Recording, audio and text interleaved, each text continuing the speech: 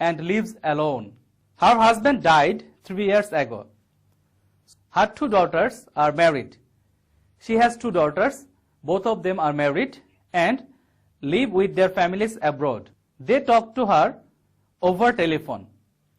The daughters talk to her over telephone and come to visit her whenever they get time. And whenever they get time, they come to visit their mother. Okay, let's move on to our next slide. Suraya Begum has a lot of free time. As she has taken retired, she has a lot of free time. She spends her time in reading books, watching TV, visiting friends and relatives. Sometimes she writes letters to her old colleagues. But nowadays, she often gets bored of doing all these things. She wants to do something more meaningful. She wants to use her leisure time more fruitfully. Something that would do good to others. She wants to do something good to others. She is planning to establish an old people's home in her locality. She knows some elderly people live all alone. She knows that some elderly people live all alone. They have no one to take care of them. The elder people have no one to look after them. They often feel helpless and miserable. The old people often feel helpless and they feel miserable. They need care and support. Dear students, you know that the older people, they need proper care and support. As part of her plan, Suraya Begum started to visit families. As Suraya Begum is planning to establish an old people's home, as part of her plan, she visits families. She talks to find out the problems of elderly people in her school and friends, her studies, her family.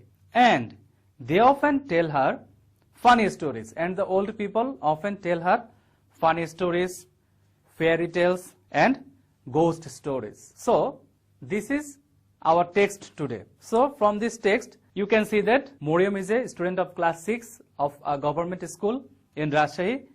Her mother works in an office and her father is a businessman. And she is very fond of her father's only sister, Suraya Begum, who lives alone in another part of the same town. And Suraya Begum is a retired school teacher. She is a widow and lives alone. Her husband died 3 years ago. She has 2 daughters. Both of them are married and they live abroad. Her daughters talk to her over telephone and whenever they get time, they come to visit her. And as Suraya Begum has retired, she has a lot of free time, and in her free time, she reads books, she watches TV, she visits her friends and relatives. Sometimes she writes letters to her old colleagues. But nowadays, she feels bored of doing all these things. She wants to use her leisure time more fruitfully. She wants to do something better for the society. For this reason, she is planning to establish an old people's home in her locality. She knows that some elderly people live all alone. They have no one to take care and support them. They often feel helpless and miserable. The old people need care and support. And as part of her plan, Suraya Begum visits families. She talks to a number of people. She tries to find out the problems of elderly people in their families, and she realized that the old people are lonely and often feel very miserable and they become sick. They have nobody to look after them. And on Fridays, Suraya Begum takes Moriam with her on these visits, and Moriam has already made friendship with some of the old men and women. They all love Moriam very much. Moriam tells them about her school, her friends, her studies, and her family. And the old people often tell her funny stories, fairy tales, and ghost stories. Dear learners, I hope this passage is clear to you. Now, let's do some exercise from this lesson. In the screen, you can see a matching here. Read the text carefully again and match the words on the left with the words on the right that have similar meaning. You have to match these words with their similar meaning. First, let us read the box. Bored, miserable, colleague, widow, support. And on the right column, you can see woman whose husband has died and who hasn't married again. A person on works with in a profession, feeling tired because you don't find interest in something, then help, and at last you can see very unhappy. Okay, let's match the words with their meaning. Bored, you can match it with feeling tired because you don't find interest in something. Miserable, it means very unhappy. Colleague, it means a person on works with in a profession. Widow, it means woman whose husband has died and who hasn't married again. Support, it means help. Dear learners, please match once again with me. Bored, you can match it with feeling tired because you don't find interest in something. Miserable, you can match it with very unhappy. Colleague, you can match it with a person on works within a profession. Widow, you can match it with woman whose husband has died and who hasn't married again. And support, you can match it with help. I hope this matching is clear to you. Okay, let's move on to our next slide. Read the following sentences and say if the statements are true or false. If false, then give the right answers. So, you have already understood that it is true and false. And if the statement is false, you have to give correct answer. Okay, first, let us read the statements. Number A, Suraya Begum spends most of her time taking care of her family. Number B, she wants to set up a school for adults who cannot read and write. Number C, there is already an old people's home in the town. Number D, Miriam enjoys spending time with her aunt. Number E, the old people Miriam visits do not like children's presence. Okay, let's find out the answer. Dear learners, can you guess the answers? Okay, let's match with me. Number A, Suraya Begum spends most of her time taking care of her family. As you know that Suraya Begum is a widow and her daughters live in abroad with their families. She has none in her family. So, Suraya Begum spends most of her time taking care of her family is a false statement. The correct answer will be Suraya Begum spends most of her time by reading books, watching TV, and visiting her relatives and friends. Number B, she wants to set up a school for adults who cannot read and write. As you have read the text, you have found out that she wants to set up an old people's home. She wants to do something for them. So, the statement is false. The correct answer will be she wants to set up an old people's home in her locality. Number C, there is already an old people's home in the town. If there was an old people's home in her locality, she wouldn't want to set up an old people's home in her locality again. So the statement is false. The correct answer will be there is no old people's home in the town at present. D, Miriam enjoys spending time with her aunt. It is true. It is clear to us that Miriam enjoys spending time with her aunt. E, the old people Miriam visits do not like children's presence. It is false. Old people like children very much. So, the correct answer will be the old people Miriam visits like children's presence. So, dear learners, I hope the answer is also clear to you. Now, move on to our next slide. Read the following letter. Here, you can see a letter. Suraya Begum needs many people's help to make her dream come true. As she wants to establish an old people's home, she needs help from many people to make her dream come true. She sits down to write a letter to a friend who was her colleague and who now lives in the next town. Now, let us read the letter. Dear Sharmila, how are you? I am writing to share with you a plan that I have. I know some old people, physically weak and lonely people in our town.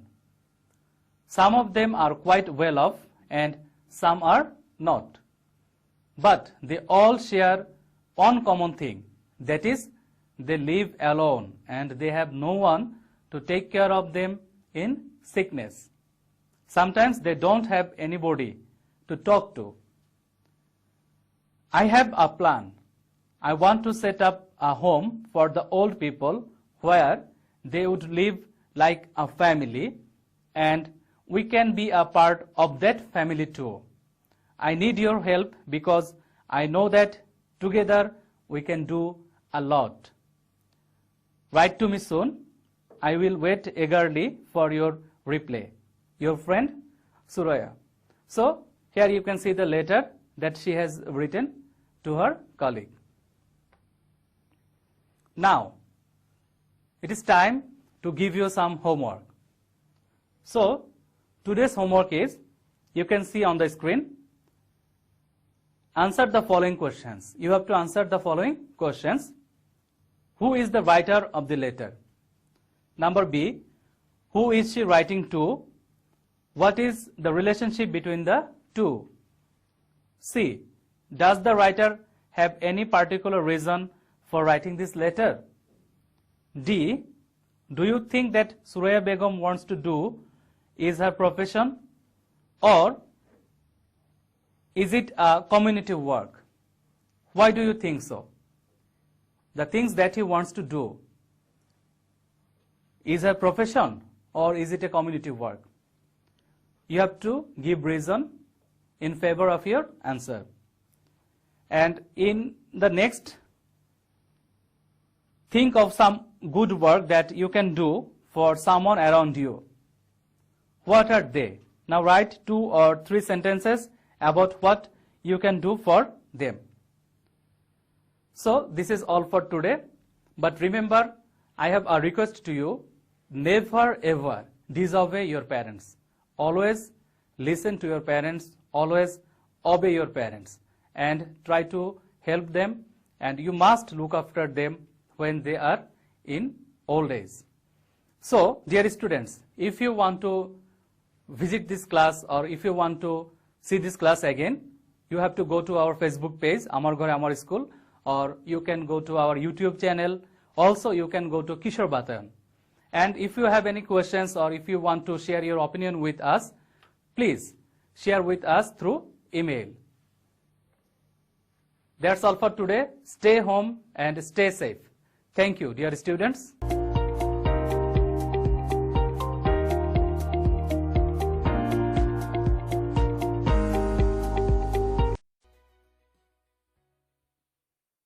প্রিয় শিক্ষার্থীরা, আমার ঘরে আমার school এর আজকের পাঠে তোমাদের স্বাগতম। আশা করি তোমরা ভালো আছো, সুস্থ আছো। বাংলা চারুপাঠ বইয়ের পদ্য নিয়ে আলোচনায় আজ আমরা কথা বলবো ঝিঙে ফুল কবিতাটি নিয়ে। এখন চলো দেখে নেই আজকের পাঠ থেকে আমরা কি কি শিখতে পারবো। আমরা কাজী নজরুল ইসলামের পরিচিতি সম্পর্কে বলতে পারবো, কবিতাটির মূল ভাব ও ভাবার্থ ব্যাখ্যা করতে পারবো। আমরা পরিবেশ সম্পর্কে সচেতন হয়ে প্রকৃতির প্রতি দায়িত্বশীল আচরণ করতে পারবো।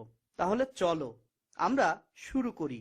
বাংলা চারুপাঠ বইটির ৬৭ নম্বর পৃষ্ঠায় ঝিঙে ফুল কবিতাটি বের করো, যেন আমরা যখন আলোচনা করব তখন বুঝতে কোনো অসুবিধা না হয়। তো আমরা প্রথমেই কবিতাটির রচয়িতা জাতীয় কবি কাজী নজরুল ইসলাম সম্পর্কে জেনে নিই। প্রিয় শিক্ষার্থীরা, স্ক্রিনে যা ছবিটি দেখতে পাচ্ছ, তিনি আমাদের জাতীয় কবি কাজী নজরুল ইসলাম। কাজী নজরুল ইসলাম বিদ্রোহের কবি, প্রেমের কবি, মানবতার কবি। সেই সাথে তিনি পরিচিত আমাদের বাংলাদেশের জাতীয় কবি হিসেবে। অন্যায়, শোষণ ও নির্যাতনের বিরুদ্ধে উদ্দীপনামূলক কবিতা লিখে বাংলার জনমনে তিনি বিদ্রোহী কবি হিসেবে নন্দিত আসন পেয়েছেন। তার জীবন ছিল খুবই বিস্ময়কর এবং বিচিত্র। কবিতা, উপন্যাস, নাটক, সঙ্গীত এগুলোর মাধ্যমে তিনি তৈরি করেছেন একটি অসাধারণ সাহিত্য জগৎ। তিনি শুধু বড়দের জন্য লিখেছেন তা কিন্তু নয়, ছোটদের জন্য তিনি লিখেছেন অনেক কবিতা, গান, নাটক এবং গল্প। ছোটদের জন্য লেখা তার কাব্যগ্রন্থ হচ্ছে ঝিঙে ফুল, পিলে পটকা, ঘুম জাগানো পাখি, ঘুমপাড়ানি মাসি পিসি এবং নাটক হচ্ছে পুতুলের বিয়ে। তাছাড়া উনি মৃত্যুক্ষুধা, বিষের বাসি, সাম্যবাদী, অগ্নিবীণা এই সকল গ্রন্থের জন্য সকলের নিকট হয়েছিলেন সমাদৃত। তোমরা কি জানো, চল চল চল নামক কবিতাটি আমাদের রণসঙ্গীত এবং এই কবিতাটি কাজী নজরুল ইসলামের লেখা। তার কবিতা ও গান আমাদের দেশে মুক্তিযুদ্ধের প্রেরণা হিসেবে কাজ করেছে। তার লেখনীতে বিদ্রোহী মনোভাব এতই প্রবল ছিল, ব্রিটিশ সরকার তাকে জেলে বন্দী করেছিল, এমনকি তার লেখা 5টি গ্রন্থ বাজেয়াপ্ত করেছিল। আমাদের প্রিয় কবি কাজী নজরুল ইসলামের জন্ম 1899 খ্রিস্টাব্দের 24শে মে ভারতের পশ্চিমবঙ্গের বর্ধমান জেলার আসানসোল মহকুমার চুরুলিয়া গ্রামে। তিনি 1976 খ্রিস্টাব্দে 29শে আগস্ট ঢাকায় মৃত্যুবরণ করেন। তার শেষ ইচ্ছা অনুযায়ী ঢাকা বিশ্ববিদ্যালয়ের কেন্দ্রীয় মসজিদের পাশে তাকে সমাহিত করা হয়। তাহলে চলো এবার আমরা ঝিঙে ফুল কবিতাটি আবৃত্তি করব। ঝিঙে ফুল লিখেছেন কাজী নজরুল ইসলাম। ঝিঙে ফুল, সবুজ পাতার দেশে ফিরোজিয়া ফিঙে কুল ঝিঙে ফুল। গুলমে পর্ণে লতিকার কর্ণে ঢল ঢল স্বর্ণে ঝলমল দোলদুল ঝিঙে ফুল। পাতার দেশের পাখি বাধা হিয়া বোটাতে গান তব শুনি সাঝে তব ফুটে ওঠাতে। পৌষের বেলা শেষ পরি যা প্রাণী বেশ মরা মাচানের দেশ করে তোলে মশগুল ঝিঙে ফুল। শ্যামলী মায়ের কোলে সোনা মুখ খুকুরে আলু থালো ঘুম যাও রোদে গলা দুপুরে। প্রজাপতি ডেকে যায় বোটা ছিঁড়ে চলে আয় আসমানে তারা চায় চলে আয় অকুল ঝিঙে ফুল। তুমি বলো আমি হায় ভালোবাসি মাটি মায় চাই না এ অলকায় ভালো এই পথ ভুল ঝিঙে ফুল। এখন আমরা লাইন ধরে ধরে কবিতার ভাবার্থ এবং ব্যাখ্যা বুঝে নিব। তোমরা মনোযোগ দিয়ে শুনবে কিন্তু। শুরু করার আগে একটি কথা, প্রকৃতির প্রতি কাজী নজরুল ইসলামের ছিল গভীর মমত্ববোধ, আর এই মমত্ববোধ প্রকাশ করতে তিনি ঝিঙে ফুলকে বেছে নিয়েছিলেন। কবি যেভাবে ঝিঙে ফুলকে দেখেছেন তা কিন্তু আমাদের চোখে নতুন করে ঝিঙে ফুলকে তুলে ধরেছে। তাহলে চলো লাইন ধরে ধরে অর্থ বুঝে নিই। ঝিঙে ফুল সবুজ পাতার দেশে ফিরোজিয়া ফিঙে কুল ঝিঙে ফুল। কবি এখানে ঝিঙে ফুলকে মনের আবেগ দিয়ে ডেকে উঠেছেন। ঝিঙে হচ্ছে এক ধরনের সবজি, আর এই সবজির যে ফুলটি আছে তাই হচ্ছে ঝিঙে ফুল। আর ফিঙে হচ্ছে গ্রাম বাংলার একটি পাখির প্রজাতি। কবি এখানে ঝিঙে ফুলের রূপ বর্ণনা করেছেন। সবুজ পাতা সম্ভারে ফিরোজা রঙের ফিঙে কুল বা ফিঙে পাখির ঝাঁক দেখে কবি ঝিঙে ফুলকে ডেকে উঠেছিলেন। ফিরোজা রংটা কি তা কি তোমরা কেউ চেনো? এই যে স্ক্রিনে তোমরা যে পাখিটি দেখতে পাচ্ছ এটি হচ্ছে ফিঙে পাখি, এবং এই পাখির গায়ের যে রংটি দেখতে পাচ্ছ তা ফিরোজা রং। ফিরোজা রং এর থেকে আরো হালকাও হয়, আরো একটু গভীরও হয়ে থাকে, কিন্তু যত যাই বল না কেন পাখিটি দেখতে কিন্তু খুব সুন্দর। গুলমে পর্ণে লতিকার কর্ণে ঢল ঢল স্বর্ণে ঝলমল দোলদুল ঝিঙে ফুল। গুলমে ও পর্ণে বলতে এখানে বোঝানো হয়েছে ঝোপঝাড় ও পত্রপল্লব, আর কর্ণ মানে হচ্ছে কান। তাহলে এখানে কি দাঁড়ালো? ঝিঙে ফুল গাছের যে লতা দেখি আমরা, তার কানে দুলের মতো ঝলমল করে দুলে উঠে ঝিঙে ফুল। এই যে স্ক্রিনে ছবিটি দেখতে পাচ্ছ, তোমার কি মনে হচ্ছে না লতার কানে ঝিঙে ফুলটি দুলে উঠছে? পাতার দেশের পাখি বাধা হিয়া বোটাতে, গান তব শুনি সাঝে তব ফুটে ওঠাতে। পাতার দেশের পাখি বলতে কবি কিন্তু এখানে ঝিঙে ফুলকে বুঝিয়েছেন। আর হিয়া মানে হচ্ছে হৃদয়। গান তব শুনি সাঝে তব ফুটে ওঠাতে, এখানে সাজ মানে সন্ধ্যা। আর সন্ধ্যায় যখন পাখিরা ঝাঁক বেঁধে ডাকাডাকি শুরু করে, অর্থাৎ পাখির এই সুরগুলো তখন কবির কানে গান হয়ে বাজে। কবি অনুমান করে নেন ঝিঙে ফুল ফুটে উঠেছে, তাই পাখিদের এই সাঝের গান শুরু হয়েছে। পৌষের বেলা শেষ, পরিজা প্রাণী বেশ, মরা মাচানের দেশ, করে তোলো মুশগুল ঝিঙে ফুল। পৌষ মাসের শেষে ডালপালা পাতাগুলোতে জাফরানি রং ধারণ করে, অর্থাৎ ঝরে যাওয়ার আগে সবুজ থেকে লালচে হয়ে যায়। এই সময়টাতেই মাচানগুলো মরে যায়, অর্থাৎ মাচানের গাছগুলো শুকিয়ে যায়। ঠিক তখনই ঝিঙে ফুল ফুটে ওঠে ঝলমল করে, আর চারিদিকে তার সৌন্দর্য ছড়িয়ে দেয়। শ্যামলী মায়ের কোলে সোনা মুখ খুকুরে, আলু থালু ঘুম যাও রোদে গলা দুপুরে। শ্যামলী মায়ের কোলে মানে সবুজ মায়ের কোলে, অর্থাৎ প্রকৃতির কোলে। আর এই সোনামুখী খুকু হলো ঝিঙে ফুল। আলু থালু মানে কি জানো তোমরা? আলু থালু মানে হলো এলোমেলো। তাহলে কবিতার এই অংশটির অর্থ কি দাঁড়ালো? প্রকৃতির কোলে ঝিঙে ফুল এলোমেলো ভাবে রোদেলা দুপুরে যখন পড়ে থাকে, তখন দেখে মনে হয় যেন মায়ের কোলে কোনো শিশু ঘুমিয়ে আছে।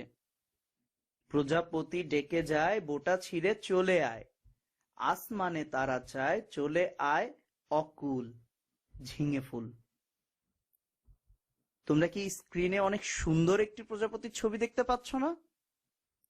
প্রজাপতি কিন্তু আসলেই অনেক সুন্দর দেখতে। প্রজাপতিরা এই ঝিঙে ফুলকে ডেকে যায় যেন বোটা ছেড়ে চলে আসে। আবার আসমানের বা আকাশের তারারাও ঝিঙে ফুলকে আহ্বান করে বলে চলে আয় অকুল। অকুল মানে যার কোনো সীমানা নেই, কোনো তীর বা কুল নেই, অর্থাৎ এখানে মহাকাশের কথা বলা হচ্ছে। তারাগুলো বলছে ঝিঙে ফুল যেন তাদের সাথে আকাশে চলে আসে। অর্থাৎ ঝিঙে ফুলের সৌন্দর্য দেখে প্রজাপতি, আকাশের তারা সবাই তাকে তাদের নিজেদের কাছে ডাকছে। তুমি বলো আমি হায় ভালোবাসি মাটি মায়, চাই নায়ে অলকায়, ভালো এই পথ ভুল ঝিঙে ফুল। ঝিঙে ফুলের কাছে এই প্রকৃতি হচ্ছে তার মা, এবং এই মাকে সে অনেক ভালোবাসে। প্রশ্ন আসতে পারে প্রকৃতি ঝিঙে ফুলের মা হলো কি করে? খেয়াল করে দেখো, এখানে বলা হয়েছে আমি হায় ভালোবাসি মাটি মায়, অর্থাৎ ঝিঙে ফুলের জন্ম তো হয়েছে মাটির থেকে। মাটির থেকে গাছ হয়েছে, সেই গাছের একটি লতায় ঝিঙে ফুলের জন্ম। তাই এই মাটি বা এই প্রকৃতি হচ্ছে ঝিঙে ফুলের মা। এবং ঝিঙে ফুল বলেছে যে সে তার মাকে অনেক ভালোবাসে। ঝিঙে ফুল এখানে আরো বলে চাই নায়ে অলকায়। অলকা হচ্ছে একটি স্বর্গের নাম। হিন্দু ধর্মের দেবতা কুবেরের আবাসস্থল। এই কুবের হচ্ছে হিন্দু ধর্মের অর্থ সম্পদের দেবতা। ভেবে দেখো, ঝিঙে ফুল তার মা এই মাটিকে ছেড়ে স্বর্গেও যেতে চায় না। এর পরের লাইন দেখো, ভালো এই পথ ভুল, মানে ঝিঙে ফুলের এই পথ যদি ভুল হয়ে থাকে তবুও সে এখানেই থাকতে চায়। তাহলে আশা করি কবিতাটি বুঝতে পেরেছ। এখন এসো বইয়ের পাঠ পরিচিতিটা ভালো করে আলোচনা করি। আমরা জানি কাজী নজরুল ইসলাম বিদ্রোহী কবি হিসেবে পরিচিত, কিন্তু প্রকৃতির প্রতি তার ভালোবাসা ও মমত্ববোধ ছিল অনেক গভীর। ঝিঙে ফুল কবিতাটিতে আমরা কবির এই প্রকৃতি প্রেমের পরিচয় খুঁজে পাই। আমাদের অতি পরিচিত ঝিঙে ফুলকে উদ্দেশ্য করে কবি এই কবিতাটি লিখেছেন। পৌষের বেলা শেষে সবুজ পাতার দেশে জাফরান রং নিয়ে ঝিঙে ফুল মাচার ওপর ফুটে আছে। তাকে বোটা ছেড়ে চলে আসার জন্য প্রজাপতিরা ডাকছে, আকাশে চলে যাওয়ার জন্য ডাকছে আকাশের তারা। কিন্তু ঝিঙে ফুল মাটিকে ভালোবাসে, আর সে মাটি মায়ের কাছেই থাকবে। এই কবিতায় আমরা কবির প্রকৃতি প্রেমের পরিচয়টি খুঁজে পাই, আর আমরা খুঁজে পাই কবির মাটির প্রতি মমত্ববোধ, প্রকৃতির প্রতি গভীর ভালোবাসা। একটি ঝিঙে ফুলকে কেন্দ্র করে উনি অনেক চমৎকার ভাবে তার ভালোবাসাটি ফুটিয়ে তুলেছেন। এখন চলো আমরা অনুশীলনীর সৃজনশীল প্রশ্নের সমাধান করার চেষ্টা করি। বইয়ের সৃজনশীল প্রশ্নের উদ্দীপকটি মনোযোগ দিয়ে লক্ষ্য করো। আমি উদ্দীপকটি পড়ে শোনাচ্ছি। আব্দুর রবের একমাত্র ছেলে ফয়সাল। লেখাপড়ায় সে বেশ ভালো।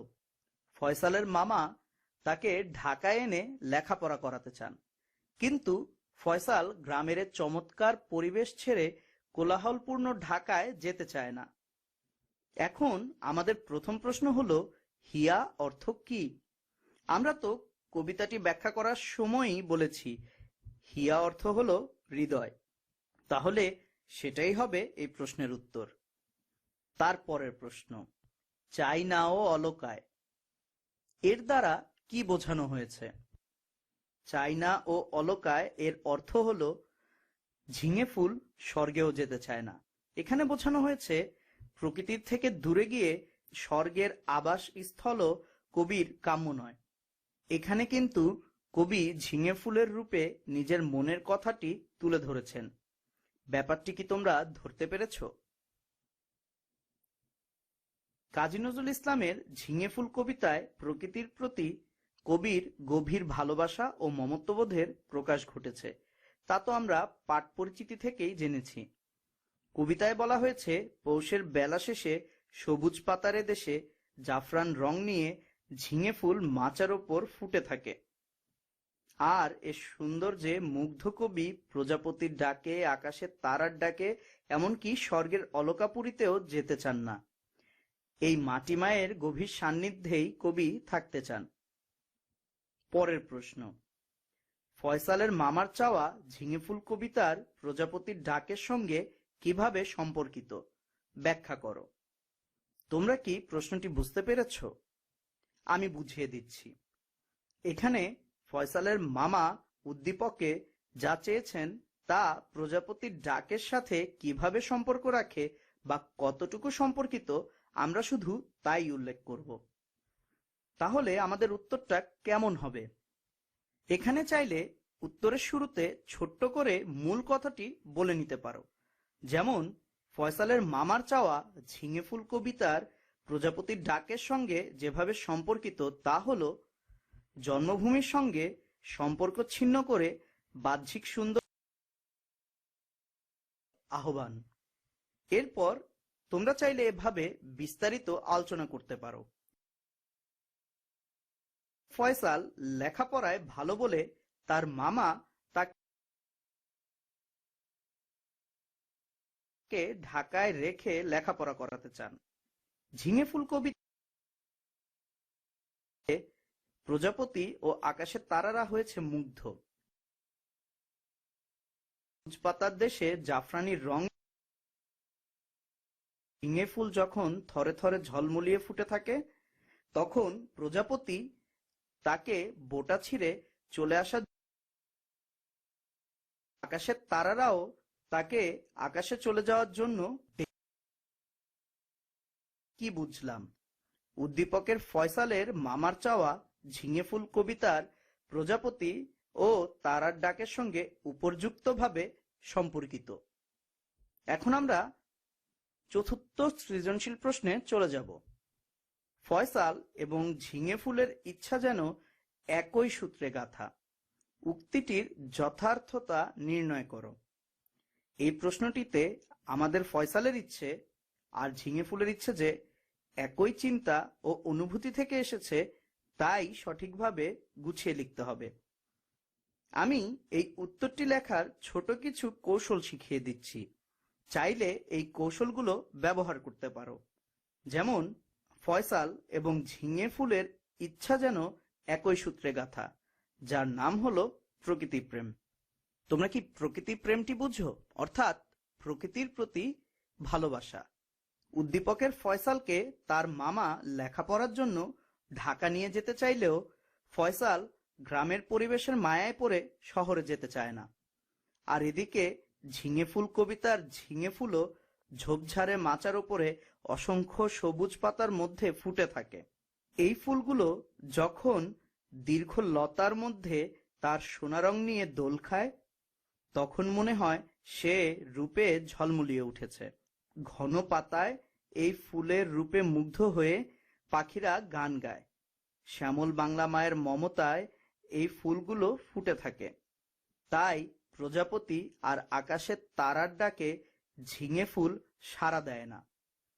মাটি ও প্রকৃতিকে ভালোবেসে তারা দুজনেই মাটি মায়ের কাছাকাছি থাকতে চায়। তাহলে আমাদের এই আলোচনা থেকে প্রমাণ হয় যে ফয়সাল ও ঝিঙে ফুলের ইচ্ছে একই সূত্রে গাঁথা, এবং এই সূত্রটি হলো প্রকৃতিপ্রেম। তাহলে প্রশ্নে করা উক্তিটি সত্যিকার অর্থেই যথার্থ। আজকের পাঠে আমরা তাহলে কি কি বিষয়ে আলোচনা করলাম? আজ আমরা কবি কাজী নজরুল ইসলাম সম্পর্কে জেনেছি, কবিতাটির ভাবার্থ জেনেছি, সাথে বেশ কিছু শব্দের অর্থও শিখে গিয়েছি। আমরা ঝিঙে ফুল কবিতাটির পাঠ পরিচিতি বুঝেছি। সেই সাথে অনুশীলনীর সৃজনশীল প্রশ্নের উত্তর লেখার যে কৌশলগুলো আমরা আজকে রপ্ত করেছি, তা আমাদের সর্বদাই কাজে লাগবে। এবার তোমরা তোমাদের বাড়ির কাজটি খাতায় লিখে নাও। বাংলা খাতায় বাড়ির কাজটি করবে এবং স্কুল খোলার পর বাড়ির কাজের এই খাতাটি বাংলা শিক্ষকের নিকট জমা দিবে। বাড়ির কাজের মূল্যায়নের নম্বর তোমাদের ধারাবাহিক মূল্যায়নের সাথে যোগ হবে। স্ক্রিনে এখন তোমরা তোমাদের বাড়ির কাজটি দেখতে পাচ্ছ। বাংলাদেশের প্রকৃতিকে তুমি কতটা ভালোবাসো, কেন ভালোবাসো, তা ঝিঙে ফুল কবিতার আলোকে ব্যাখ্যা করো। অর্থাৎ এই প্রশ্নের উত্তরটি সম্পূর্ণ তোমার মনের থেকেই আসতে হবে।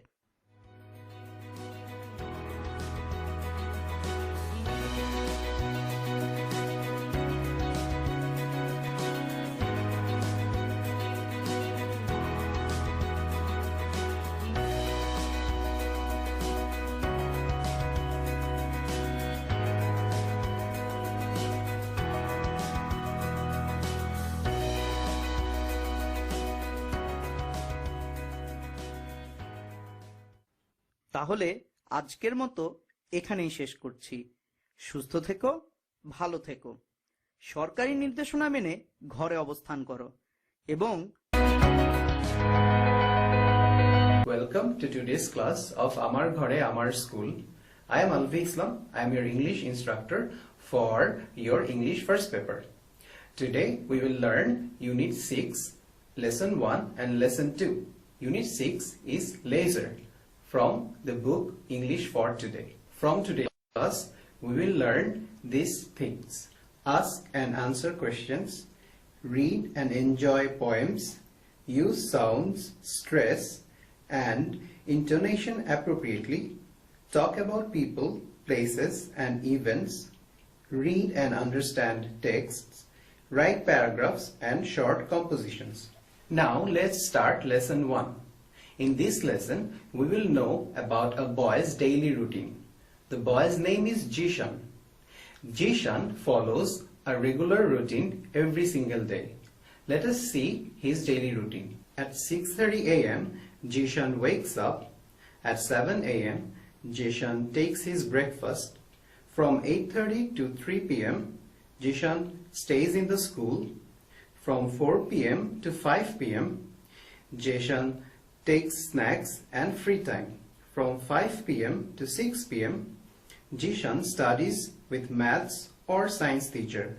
From 6:15 p.m. to 7:15 p.m., Jishan studies with his English teacher or social science teacher. From 7:30 p.m. to 8:30 p.m., Jishan does his homework. At 8:30 p.m., Jishan takes his supper. From 9 p.m. to 10 p.m., Jishan watches television. At 10:30 p.m., Jishan goes to bed. On Friday, Jishan does not go to the school, but he studies with his religious teacher for 1 hour. And sometimes he goes to his relative's place with his family. He also studies by himself for a few hours on Friday. Now, if we look back at Jishan's daily routine, we will see that Jishan studies with his math or science teacher from 5 p.m. to 6 p.m. So that is 1 hour. He spends 1 hour every day to study math or sometimes science. Then he studies English or social science with his English or social science teacher from 6:15 p.m. to 7:15 p.m. So that is also 1 hour, which means he also spends 1 hour to study English and sometimes social science. Then from 7:30 p.m. to 8:30 p.m., Jishan does his homework. So he also spends 1 hour every day to do his homework. And on Friday, he takes 1 more hour to study religion with his religious teacher. That means in total, every day, he spends 3 hours to study. And on Friday, he takes 4 hours to study. Now, what do you think if this is too much study? Do you think Jishan studies way too much every day? If you ask me this question, I will say no, he does not spend way too much time to study every day. He takes just the right amount of time to study. That is because if you look back again at the daily routine, you will see that Jishan covers all of his subjects every day. He has divided his subjects each day very well. For example, 1 hour he keeps math and science in his studies, and for another hour he keeps English and social science for studying. So you can see that he covers math, science, social science and English every day so that he can do well in those subjects. Now, since Jishan is a student and these subjects are actually important subjects and this will help him to be a very good student, so he keeps these subjects in his daily routine. And that is why I believe that he takes just the right amount of time to study every day. And do not forget that religion is part of our life. And Jishan has also kept 1 hour on Friday to study religion. That means he is really a very planned student when it comes to making a plan or routine to study. Now, if you notice Jishan's daily routine carefully, you will see that besides studying religion with his teacher, Jishan also studies his school subjects by himself on Friday. Now, the question is that, why do you think Jishan studies on Fridays? Friday is a holiday. People go on vacation, people go outside, but why does Jishan study on Friday? That is because if you carefully notice, you will see that Jishan studies the other subjects, for example, math, science, English, social science, with his teacher on the rest of the days. But on Friday, he keeps this time, this studying time, for himself. So probably on Friday, Jishan tries to evaluate how much he has learned over the week. Maybe he tries to solve the problems that he has learned in the other days. Maybe he tries to practice English by himself. He tries to practice math by himself. And by doing that, he is actually getting better. He gets to know how much he has learned over the week. And if he has any problem, if he faces any problem when he is practicing by himself on Friday, on the next day, which is Saturday, he can ask his questions to his teacher. So that is how Jishan is actually working on his studies by himself on Friday. I think this is actually a very good idea so that you can learn even more. Now, if you look back at Jishan's daily routine again, you will see that Jishan has not actually kept any time to play, because every day he wakes up, he goes to school, he eats food, he studies different subjects with the respective teachers, he watches TV, and then he goes to bed. But there is no time for playing in daily routine of Jishan. Now, what do you think about that? Don't you think that all work and no play will make Jishan a dull boy? Or do you have a different opinion about that? I believe that every student should keep some time in his daily routine to play, to go outside, to meet his friends, and to play in the playgrounds. Because if he only keeps studying and watching TV without having any sports, any games in his daily life, his life will be boring, and very soon he may also lose interest in the subjects. Because when we are stuck in our daily routine every day, we easily lose interest on what we actually want to do. As students, Jishan's main purpose is to study really hard and become a very good student so that in future he can become what he wants to be. His goals. However, if he doesn't play at all, he will actually lose interest on the subjects. Maybe he will start doing bad in the subjects and good student as he wants to be. So I believe Jishan should keep 1 hour in his daily routine to play, to go outside, to meet his friends. Also, if he goes outside, he'll be able to talk about his life with his friends. He may be able to know about different things that he doesn't know, but his friends know. Maybe there are doesn't know, but his friends know. And now, if he goes out to play with his friends, they will have conversations, and this come up. And then Jishan will be able to know a lot of new things. So that as you have learned about Jishan's daily routine and the ways he can improve in his daily routine, now you can actually make your own daily routine. And in that routine, you can work out on your free times. For an example, after making your daily routine, you can see that you have 1 hour or 2 hours totally free. You have nothing to do on those hours. Now, in that case, you can actually study or play.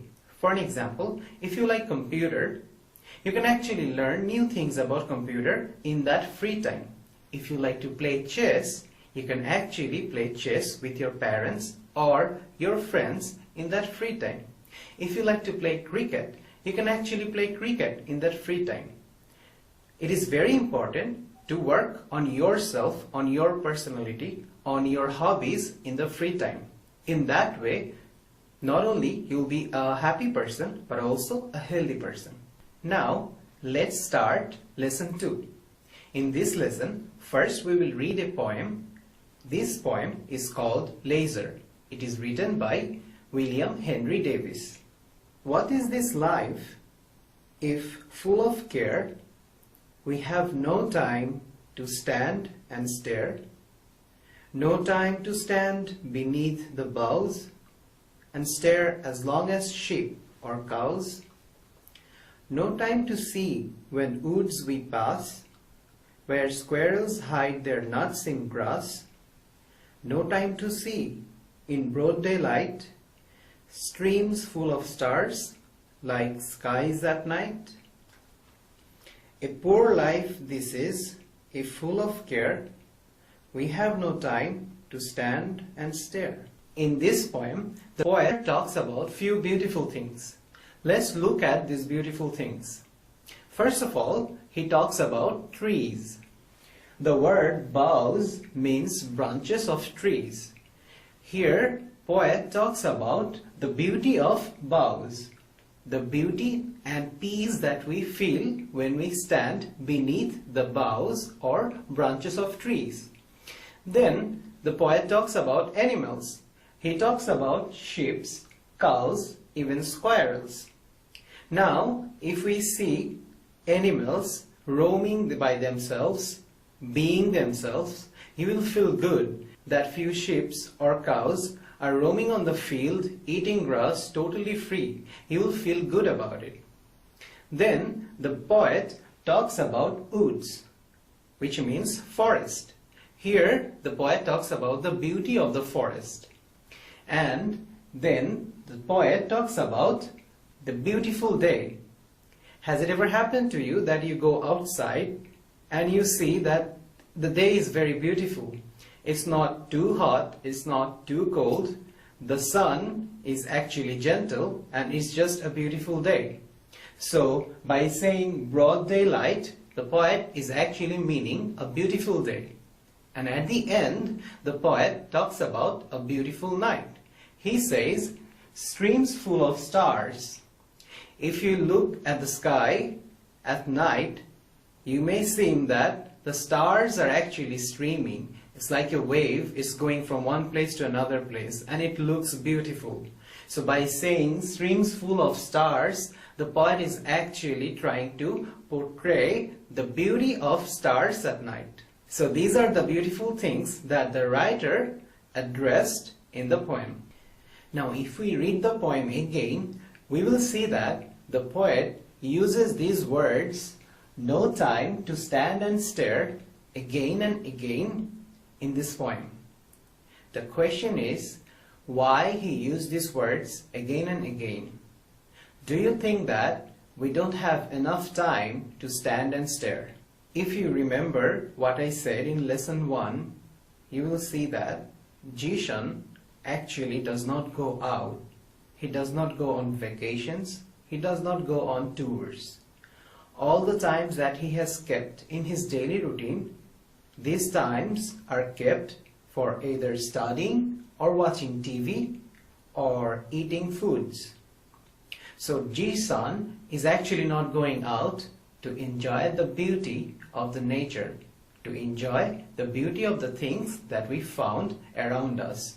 In this poem, we can see that the poet thinks that we actually do not have time to stand and stare, just like Jishan. And he has his reasons for it. He said what he found true in our regular life. Look at Jishan. He doesn't actually take time to enjoy the nature. And even if we look at us, we will see that if we are students, we are actually studying a lot, we are doing homeworks, we are preparing ourselves for exams, or we are watching TVs or maybe video games because now we have technologies in our hands. But we are not actually keeping time to enjoy the nature. We do not go out to see the beauty of the mysteries of this world. Now this is what the poet thinks. He thinks that we do not have time to go outside and to enjoy the beauty of nature. What do you think about that? Do you agree with the poet?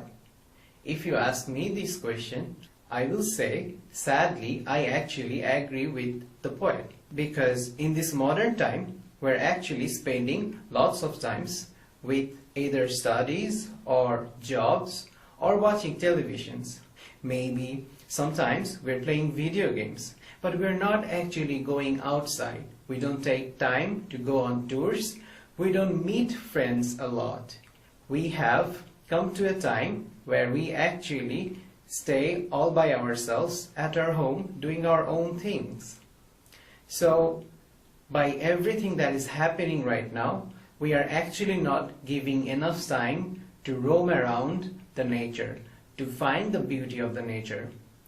But that should not be the case.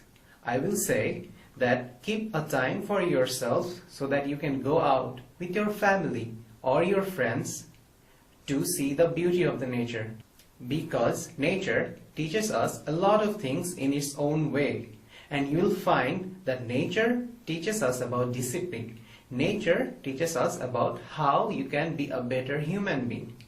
When you will see forests, when you will see animals, when you will see a beautiful sky full of stars, you will feel good. You will feel that you have to be kind to other human beings because we all are part of this world. The nature, human beings, and all the other animals are part of this nature. So when you will go outside and see these things by yourself, you will feel good. Suppose you're walking along a path through forest and you see beautiful trees and flowers. What would you do? If I were you, I would sit there peacefully, look at the beauties of trees and flowers and the nature. Now, let's have a review on what we have learned in this class. We saw a boy, Jishan's daily routine, and in that routine, we have found that Jishan has kept the right amount of time to study. However, he did not keep any time to play or to go outside. From that part, we have actually learned that besides studying, we should also keep some time to play, because this will also help us to grow happier and healthier. And in lesson 2, we saw a poem which is called Laser, written by William Henry Davies. And in that poem, the poet is actually sad that now we do not have enough time to go outside to see the beauty of nature. We are busy with our own life, but we do not give any time to the nature where we belong to. So from these 2 lessons, we have learned that study is important, our life is important. However, we should always keep some time to play and to go outside to see the beauty of the nature.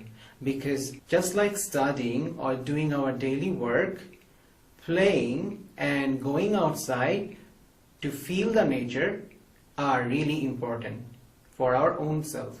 So that was all about today's class. Stay healthy, stay well, follow the government instruction and stay home. If you want to see this class again, follow the Facebook page and YouTube channel of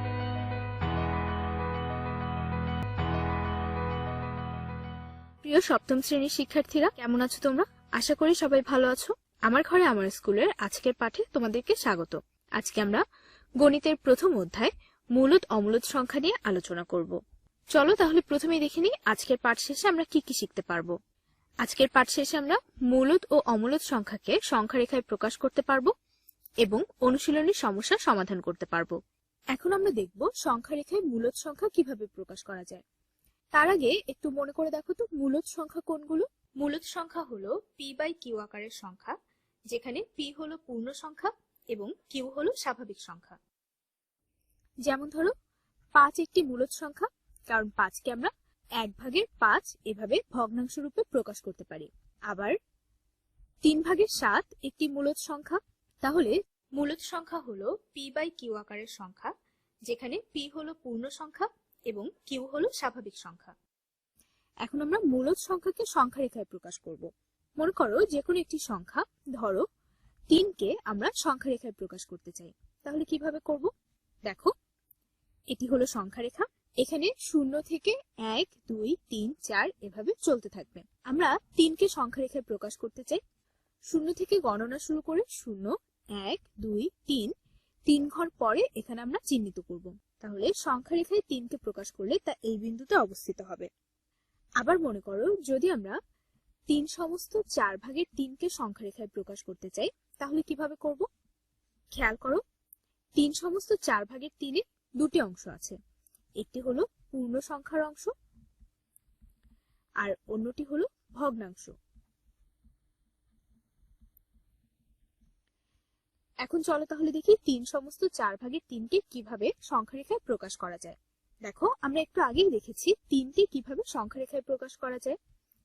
এখানে এই 3 হলো পূর্ণ সংখ্যা, তাহলে একইভাবে আমরা 0 থেকে গণনা শুরু করে 0, 1, 2, 3 পর্যন্ত গণনা করব। কিন্তু এখন আমাদের শুধু 3কে সংখ্যা রেখায় প্রকাশ করতে হবে না, আমাদের 3 সমস্ত 4 ভাগের 3কে সংখ্যা রেখায় প্রকাশ করতে হবে। দেখো 3 এর পরে 4 হলো আরেকটি পূর্ণ সংখ্যা, কিন্তু 4 ভাগের 3 হলো ভগ্নাংশ। তাহলে আমরা এই 3 থেকে 4 এর ভেতরের এই অংশকে এই ভগ্নাংশের হরের সমান অর্থাৎ 4 ভাগে ভাগ করতে পারি। 1, 2, 3, 4। এখন দেখো এই 4 ভাগ থেকে 3 ভাগ আমাদের নিতে হবে। তাহলে 1, 2, 3। দেখো এই বিন্দুটি 3 সমস্ত 4 ভাগের 3কে প্রকাশ করে। অর্থাৎ আবারও বলছি, যেহেতু এখানে 3 পূর্ণ সংখ্যা, তাই আমরা সংখ্যা রেখায় 3 ঘর পর্যন্ত গিয়েছি, তারপরে আবার 4 ভাগের 3 ভগ্নাংশকে এখানে প্রকাশ করেছি। তাহলে এই বিন্দুটি হলো 3 সমস্ত 4 ভাগের 3। এভাবে আমরা যে কোনো মূলদ সংখ্যাকে সংখ্যা রেখায় প্রকাশ করতে পারি। এবার চলো দেখি সংখ্যা রেখায় আমরা অমূলদ সংখ্যাকে কিভাবে প্রকাশ করতে পারি। তার আগে একটু মনে করে দেখো তো, অমূলদ সংখ্যা বলতে কি বোঝায়? যেসব সংখ্যাকে দুটি স্বাভাবিক সংখ্যার ভগ্নাংশ রূপে প্রকাশ করা যায় না, সেগুলোই হলো অমূলদ সংখ্যা। যেমন একটি অমূলদ সংখ্যা হলো বর্গমূল 2। এখন দেখো যেহেতু এটি একটি অমূলদ সংখ্যা, তাই একে আমরা ভগ্নাংশ রূপে প্রকাশ করতে পারি না। তাহলে এর মান আমরা কিভাবে বের করব? বর্গমূল 2 এর মান হলো 1.424। এরকম দশমিকের পরে অনেকগুলো অঙ্ক আছে, তাহলে আমরা এর একটি আসন্ন মান নির্ণয় করতে পারি। বর্গমূল 2 এর আসন্ন মান হলো 1.4। এটি হলো বর্গমূল 2 এর আসন্ন মান। এখন এই মানকেই আমরা সংখ্যা রেখায় প্রকাশ করতে পারি। তাহলে দেখো এখানে আমরা একটি সংখ্যা রেখা নিই। লক্ষ্য করো 1.4 এটি কিন্তু 1 থেকে বড়, কিন্তু আবার 2 থেকে ছোট। একে সংখ্যা রেখায় স্থাপনের জন্য আমরা 1 থেকে 2 এর মাঝামাঝি অংশকে 10 ভাগে ভাগ করতে পারি। দেখো 1, 2, 3, 4, 5, 6, 7, 8, 9, 10। আমরা 1 থেকে 2 এর মাঝামাঝি অংশকে 10 ভাগে ভাগ করলাম। এখন 1 এর পরে এই 0.4 আমাদের সংখ্যা রেখায় স্থাপন করতে হবে। অর্থাৎ এই 10 ভাগ থেকে আমরা 1, 2, 3, 4 ভাগ পর্যন্ত যাব। তাহলে এই বিন্দুটি হলো 1.4 কিংবা বর্গমূল 2। তাহলে এভাবে আমরা আসন্ন মানের সাহায্যে সংখ্যা রেখায় অমূলদ সংখ্যা প্রকাশ করতে পারি। এবার তাহলে চলো আমরা অনুশীলনী থেকে কিছু সমস্যার সমাধান করি। তোমাদের বইয়ের 18 নম্বর প্রশ্নটি দেখো। এখানে কি বলা হয়েছে? কোনো বাগানে 1800টি চারা গাছ বর্গাকারে লাগাতে গিয়ে 36টি গাছ বেশি হলো। প্রত্যেক সারিতে চারা গাছের সংখ্যা নির্ণয় করো। দেখো চারা গাছগুলো বর্গাকারে সাজানো হচ্ছে, তার মানে হলো প্রতিটি সারিতে যতগুলো চারা গাছ থাকবে সারির সংখ্যাও ঠিক ততই হবে। এভাবে সাজালে চারা গাছগুলো বর্গাকারে সাজানো যাবে। কিন্তু 1800টি চারা গাছ বর্গাকারে সাজাতে গিয়ে 36টি চারা গাছ বেশি হয়েছে। তাহলে আমরা যদি এই 1800 চারা গাছ থেকে 36টি গাছ বিয়োগ করি, তাহলে বাকি গাছগুলো বর্গাকারে সাজানো যাবে। কিংবা অন্য কথায় 1800 থেকে 36 বিয়োগ করলে বিয়োগফল একটি পূর্ণবর্গ সংখ্যা হবে। আর এই পূর্ণবর্গ সংখ্যার বর্গমূলই হবে নির্ণেয় প্রত্যেক সারিতে চারা গাছের সংখ্যা। তাহলে প্রথমে আমাদের এই পূর্ণবর্গ সংখ্যাটি নির্ণয় করতে হবে, অর্থাৎ 1800টি চারা গাছ থেকে 36টি চারা গাছ বিয়োগ করতে হবে। তো আমাদের প্রথমে দেখতে হবে মোট কয়টি গাছ লাগানো হয়েছে। মোট গাছ লাগানো হয়েছে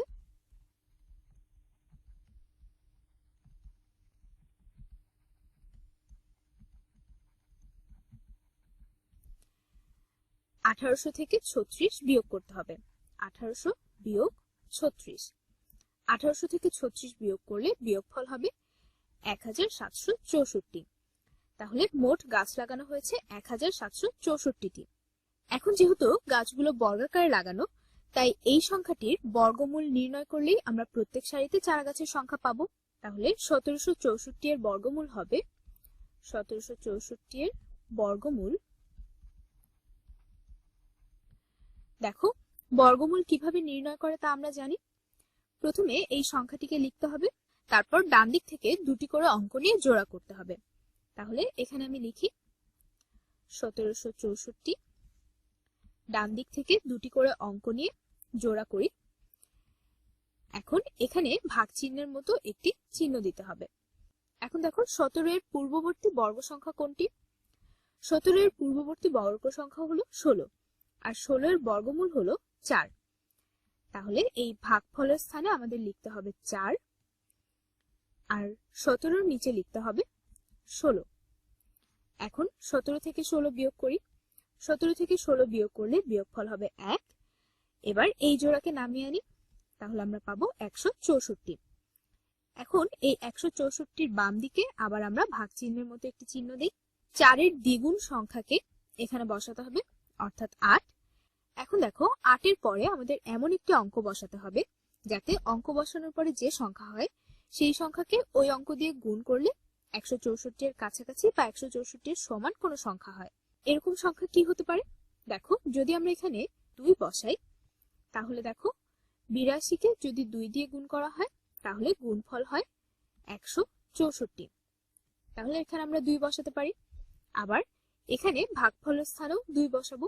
এখন দেখো 82 কে 2 দিয়ে গুণ করলে গুণফল হয় 164। 164 থেকে 164 বিয়োগ করলে বাকি থাকে 0, অর্থাৎ এখানে কোনো ভাগশেষ নেই। তাহলে দেখো ভাগফলের স্থানে পাওয়া গেল 42। এটাই হলো আমাদের নির্ণেয় বর্গমূল। সুতরাং 1764 এর বর্গমূল হলো 42। সুতরাং প্রতি সারিতে চারা গাছের সংখ্যা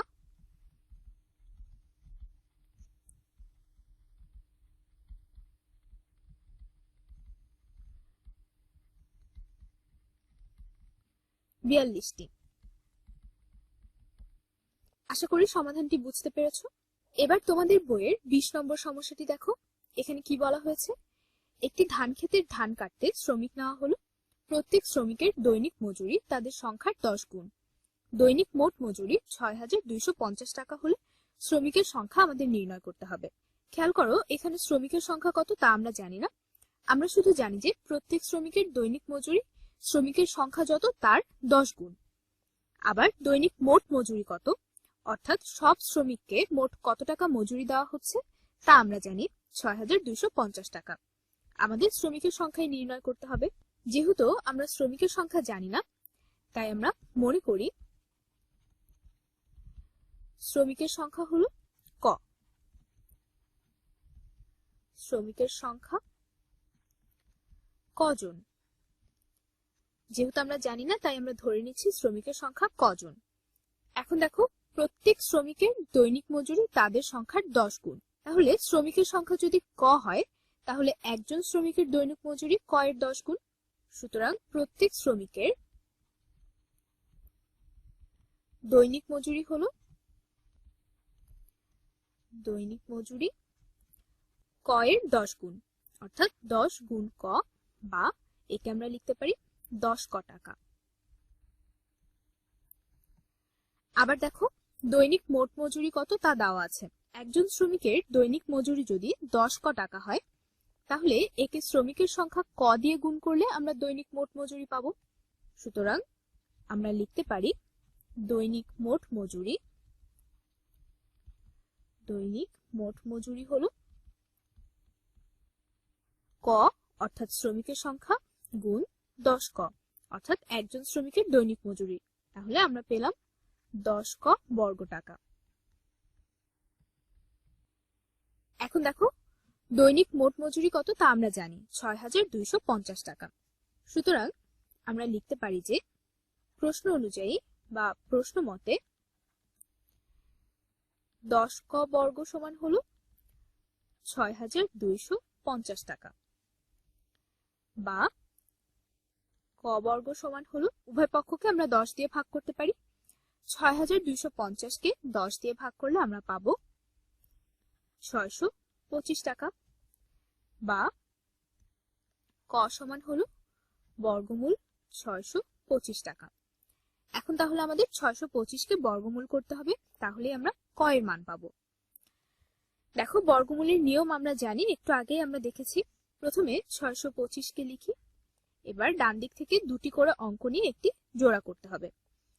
দেখো, তোমরা আমার সাথে সাথে করতে থাকো, তাহলে বুঝতে পারবে। 6 এর পূর্ববর্তী বর্গ সংখ্যা হলো 4, আর এর বর্গমূল হলো 2। তাহলে ভাগফলের স্থানে আমরা লিখব 2, আর 6 এর নিচে লিখব 4। 6 থেকে 4 বিয়োগ করলে বিয়োগফল হবে 2। এবার আমরা এই জোড়াকে নামিয়ে আনি, তাহলে পাচ্ছি 225। এদিকে আবার 2 এর দ্বিগুণ সংখ্যা অর্থাৎ 4 এখানে নিতে হবে। 4 এর পাশে আমাদের এমন কোনো অঙ্ক বসাতে হবে যাতে অঙ্ক বসানোর পরে যে সংখ্যা হলো সেই সংখ্যাকে যে অঙ্ক বসিয়েছি তাকে দিয়ে গুণ করলে 225 থেকে ছোট বা 225 এর সমান হয়। এরকম অঙ্ক কি হতে পারে একটু চিন্তা করো তো।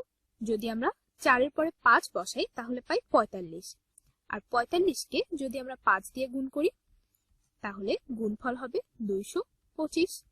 তাহলে আমরা এখানে 5 বসাতে পারি, আবার ভাগফলের স্থানেও 5 বসাতে হবে, তাহলে 225। এখানে কোনো ভাগশেষ নেই। 625 এর বর্গমূল পেলাম আমরা 25, সুতরাং ক সমান হলো 25। এখন দেখো আমরা ধরে নিয়েছিলাম যে শ্রমিকের সংখ্যা হলো কজন, সুতরাং আমরা বলতে পারি শ্রমিকের সংখ্যা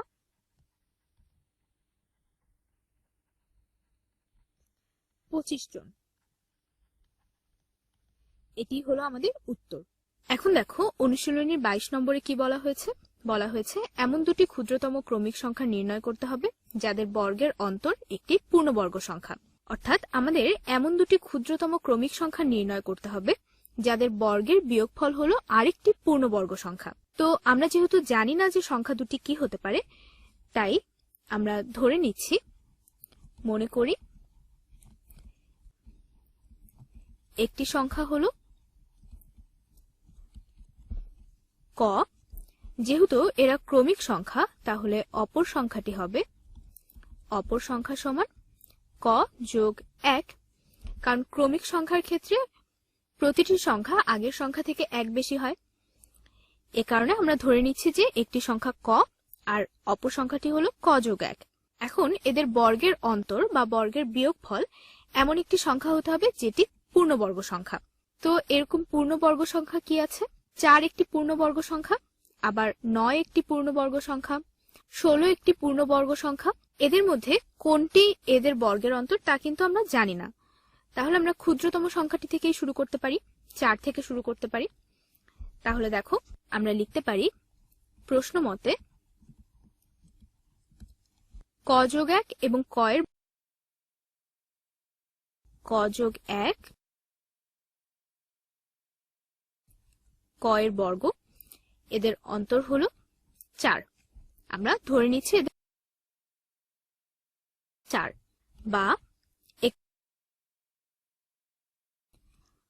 ক বর্গ যোগ 2ক যোগ 1 বিয়োগ ক বর্গ সমান 4। এখানে একটি ধনাত্মক ক স্কয়ার আছে, একটি ঋণাত্মক ক স্কয়ার আছে, তাহলে এদেরকে আমরা বাতিল করতে পারি।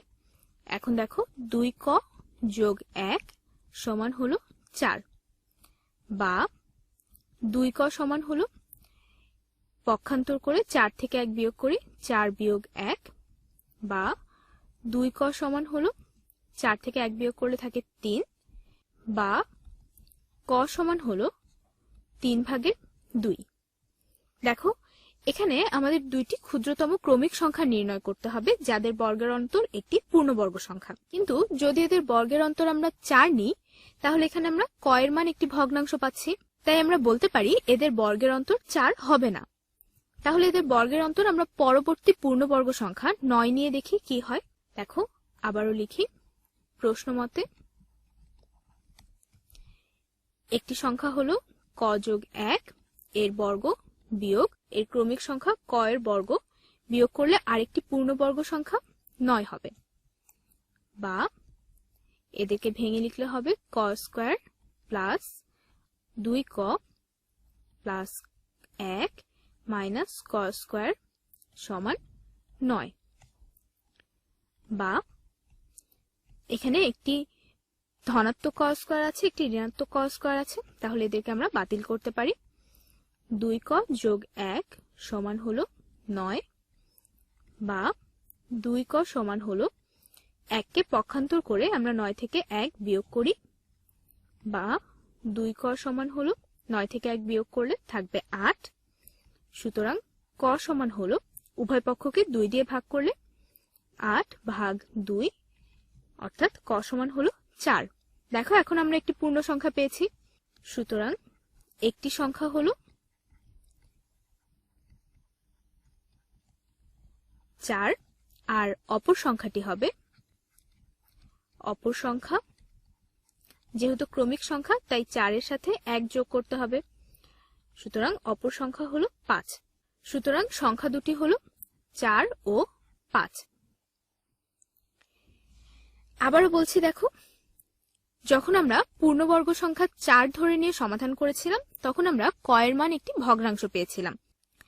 এ থেকে আমরা বুঝতে পারছি যে 4 পূর্ণবর্গ সংখ্যা হলেও এদের অন্তর 4 হবে না। পরবর্তী পূর্ণবর্গ সংখ্যা 9 নেয়ার পরে আমরা দুটি সংখ্যা পেয়েছি 4 এবং 5।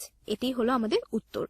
এবার চলো এক নজরে দেখে নিই আজকের পাঠ থেকে আমরা কি কি শিখেছি। আজকের পাঠে আমরা সংখ্যা রেখায় মূলদ ও অমূলদ সংখ্যাকে প্রকাশ করতে শিখেছি এবং অনুশীলনীর কিছু সমস্যার সমাধান করেছি।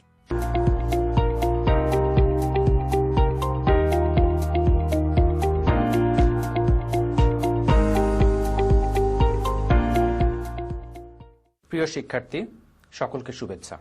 আশা করি তোমরা সকলে ভালো আছো এবং আমার ঘরে আমার স্কুল এই অনুষ্ঠানের সাথেই আছো। আমি মোহাম্মদ শরীফুল ইসলাম আজকে তোমাদের সাথে যে বিষয় নিয়ে আলোচনা করব সেটি হচ্ছে অষ্টম শ্রেণীর বাংলা প্রথম পত্রের পাছে লোকে কিছু বলে এই কবিতাটি নিয়ে। এই কবিতা নিয়ে আজকে যে বিষয়টি আমরা মূলত বলবো সেটি হচ্ছে আমাদের আজকের ক্লাসে এই কবিতাটিকে আমরা কি শিখতে পারবো এবং এই কবিতাটি পড়লে আমাদের মধ্যে কোন চিন্তাটি সৃষ্টি হবে সেই বিষয়টি নিয়ে আমরা আজকে বিস্তারিত আলোচনা করব। পৃথিবীতে সফলতা অর্জন করতে গেলে চেষ্টার কোনো বিকল্প নেই, কিন্তু তুমি যখন কোনো কাজ করবে অবশ্যই তোমার সেই কাজের মধ্যে কিছু না কিছু বাধা আসবে। কিন্তু সমালোচনা বা লোকলজ্জার ভয়ে যারা সেই কাজ করা থেকে বিরত থাকে বা যে কাজটি করে না তারা কিন্তু কখনোই সফলতার দ্বার প্রান্তে পৌঁছাতে পারবে না। অর্থাৎ সফলতা অর্জন করতে হলে অবশ্যই তোমাকে যে কাজটি করতে হবে সেটি হচ্ছে সমালোচনা ও লোকলজ্জাকে উপেক্ষা করে তোমাকে তোমার কাজের প্রতি একনিষ্ঠ থাকতে হবে। পাছে লোকে কিছু বলে এই কবিতাটির মধ্য দিয়ে কামিনী রায় কিন্তু আমাদের কাছে সেই বিষয়টিকেই তুলে ধরেছেন। তাহলে আমরা পরবর্তী স্লাইডে আজকের যে পাঠ সেই পাঠের উদ্দেশ্য জানতে পারবো। এই কবিতা পাঠ করে শিক্ষার্থীরা নিঃসংকোচ চিত্তে জীবন পথে পরিচালিত হওয়ার অনুপ্রেরণা লাভ করবে। কে কি বলল তা ভেবে নিজেকে গুটিয়ে রাখার যে প্রবণতা তার থেকে তারা মুক্ত হওয়ার চেষ্টা করবে। তাহলে কিন্তু আমরা এখানে দুটো জিনিস দেখছি। একটা হচ্ছে নিঃসংকোচভাবে নিজের জীবন পথেই তোমাকে চলতে হবে। দ্বিতীয়ত যে কাজটি সেটা হচ্ছে তোমাকে নিয়ে কে কি ভাবলো সেটি নিয়ে কিন্তু ভাবার তোমার কোনো দরকার নেই। তোমাকে যে কাজটি করতে হবে সেটি হচ্ছে তুমি তোমার উদ্দেশ্য মতো তোমার লক্ষ্যে পৌঁছাবার জন্য যা করার দরকার তুমি সেটাতেই চেষ্টা করবে এবং চেষ্টার মধ্য দিয়ে ইনশাল্লাহ তোমার জীবনে সফলতা আসবে। আমরা প্রথমেই এই কবিতার কবি পরিচিতি একটু দেখে নেই। কবি কামিনী রায় 1864 সালে অক্টোবর মাসে বরিশালের বাসন্ডা গ্রামে জন্মগ্রহণ করেন এবং 1886 সালে কলকাতার বেতুন কলেজ থেকে সংস্কৃতিতে অনার্স করেছেন এবং ওই কলেজে অধ্যাপনায় নিযুক্ত হন। কামিনী রায়ের কবিতায় রবীন্দ্রনাথের প্রভাব স্পষ্ট। আমরা দেখতে পাই রবীন্দ্রনাথ সমবর্তী বা সমকালীন সময়ে কামিনী রায় জন্মেছেন এবং তার কবিতায় রবীন্দ্র প্রভাব থাকা স্পষ্ট এবং এটার একটি কারণ হচ্ছে রবীন্দ্রনাথ ঠাকুর বাংলা সাহিত্যে সে সময় এত বেশি শক্ত অবস্থানে ছিলেন এবং বাংলার কবিতা, গল্প, নাটক, উপন্যাস, প্রবন্ধ সকল ক্ষেত্রেই কবি রবীন্দ্রনাথ ঠাকুরের যে ভূমিকা ছিল সেই ভূমিকাকে তার সমকালীন যে কবিরা আছেন তারা কেউ অস্বীকার করতে পারেননি। এরপরে আনন্দ বেদনার সহজ সরল প্রকাশ তার কবিতাকে তাৎপর্যমণ্ডিত করেছে এবং তার লেখা ছোটদের কবিতা সংগ্রহের নাম গুঞ্জন।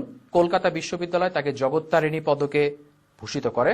1933 সালে 27 সেপ্টেম্বর তার মৃত্যু হয়। এই অধ্যায়টি যখন আমরা পড়ব তখন আমাদের কাছে কিছু কঠিন শব্দ আসবে, আমরা একটু দেখে নিই। সদা মানে হচ্ছে সবসময়, সংশয় মানে হচ্ছে দ্বিধা, সংকল্প হচ্ছে মনের দৃঢ় ইচ্ছা।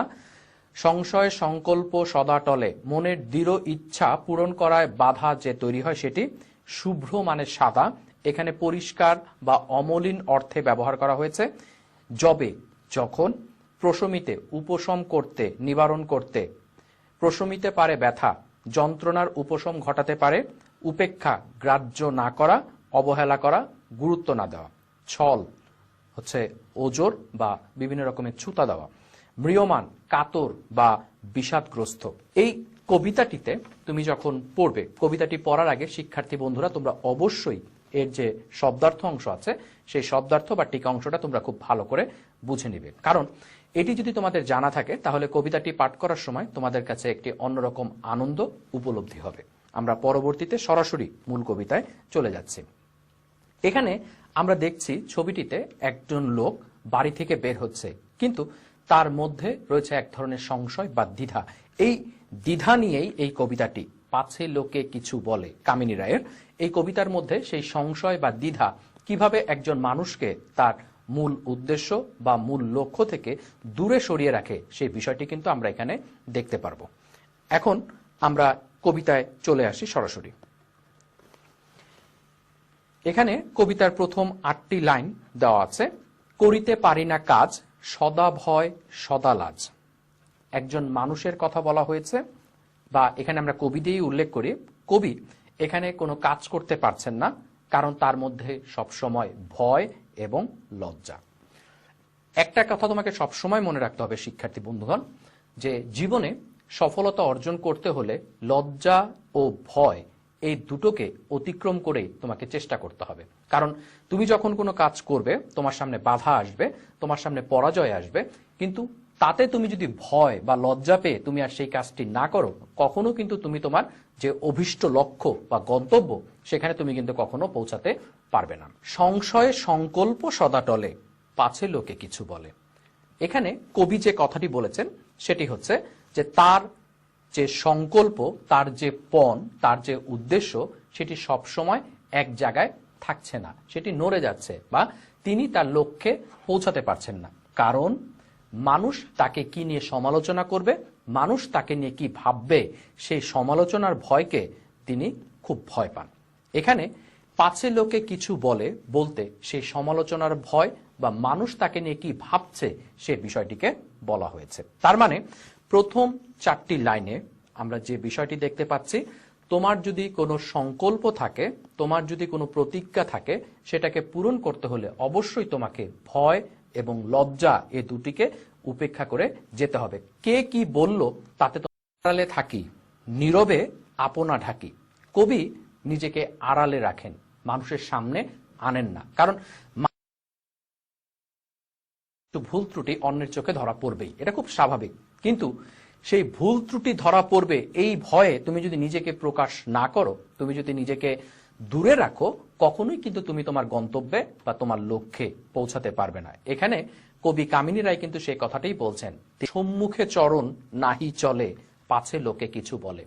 আমাদের সমাজে কিছু লোক আছে যাকে নেতৃত্ব দিতে হয়, যারা নেতৃত্ব দানকারী, তাদের কিন্তু কখনোই পিছনে তাকালে চলবে না। তাদেরকে নিয়ে কে কি ভাবলো, কে কি বলল, সেটা কিন্তু তার উদ্দেশ্য নয়। তার জীবনের যে মহৎ উদ্দেশ্য সেটাকে পূরণ করতে হলে তাকে সামনে অগ্রসর হতে হবে।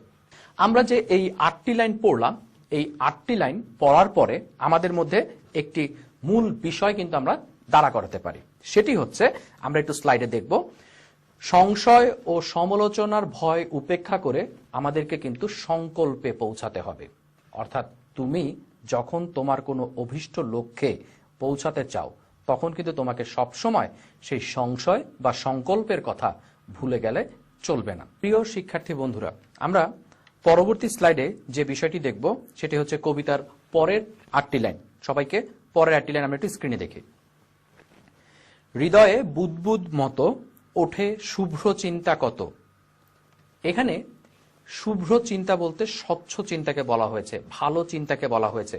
কবির হৃদয়ে বুদবুদের মতো বা বাবলের মতো অনেক ভালো চিন্তা আসে, কিন্তু সেই চিন্তাগুলো কিন্তু সে বাস্তবে রূপদান করতে পারে না। কিভাবে?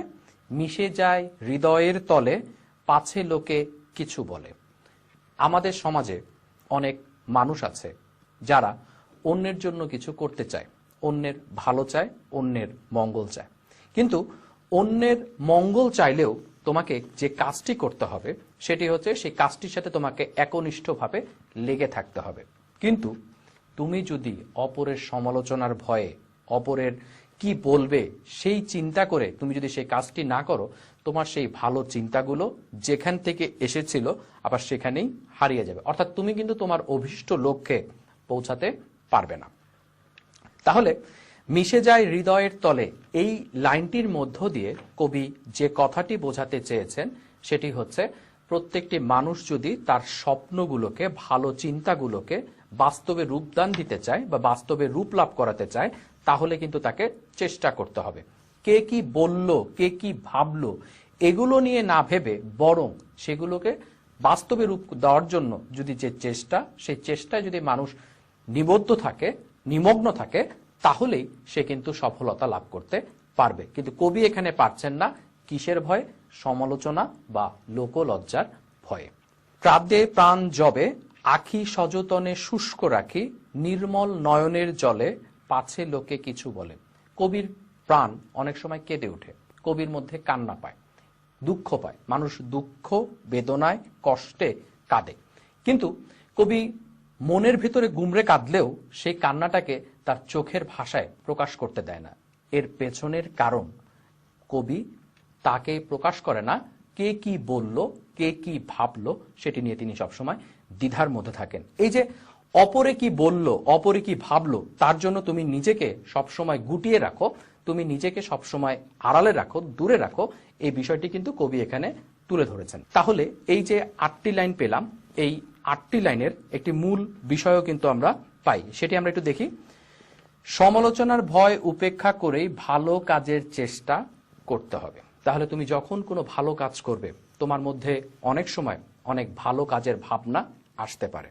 সেই ভাবনাগুলোকে তোমাকে বাস্তবে রূপদান করতে হলে অবশ্যই তোমাকে যে কাজটি করতে হবে সেটি হচ্ছে সবসময় নিজেকে প্রকাশ করতে হবে। নিজেকে প্রকাশ করতে গিয়ে অনেক সময় তোমার ভুল ত্রুটি হতে পারে, কিন্তু সেই ভুল ত্রুটিকে সমালোচনার ভয়ে যদি তুমি সবসময় আড়ালে রাখার চেষ্টা করো এবং তুমি নিজের কাজ থেকে দূরে থাকো, তাহলে তুমি কিন্তু কখনোই সফলতার যে দ্বার প্রান্ত, সে দ্বার প্রান্তে পৌঁছাতে পারবে না। আমরা এই কবিতার যে পরবর্তী 8 লাইন আছে সেটা একটু দেখব। একটি স্নেহের কথা প্রশমিতে পারে ব্যথা। কখনো কখনো মানুষ যখন বিপদগ্রস্ত হয়, তাকে সামান্য একটি উপদেশ, সামান্য একটি ভালো কথা, একটু ভালোবাসা তাকে তার দুঃখটাকে দূর করাতে পারে। চলে যাই উপেক্ষার ছলে, পাছে লোকে কিছু বলে। কিন্তু কবি কিন্তু এখানে নিজের মধ্য দিয়ে যে জিনিসটিকে প্রকাশ করছেন সেটি হচ্ছে যে মানুষকে তিনি সামান্য সমবেদনার কথা জানালে সেই দুঃখটা দূর হতে পারত, কিন্তু তিনি তা করতে পারছেন না। সেখানেও কিন্তু তিনি ভয় করছেন সমালোচনার।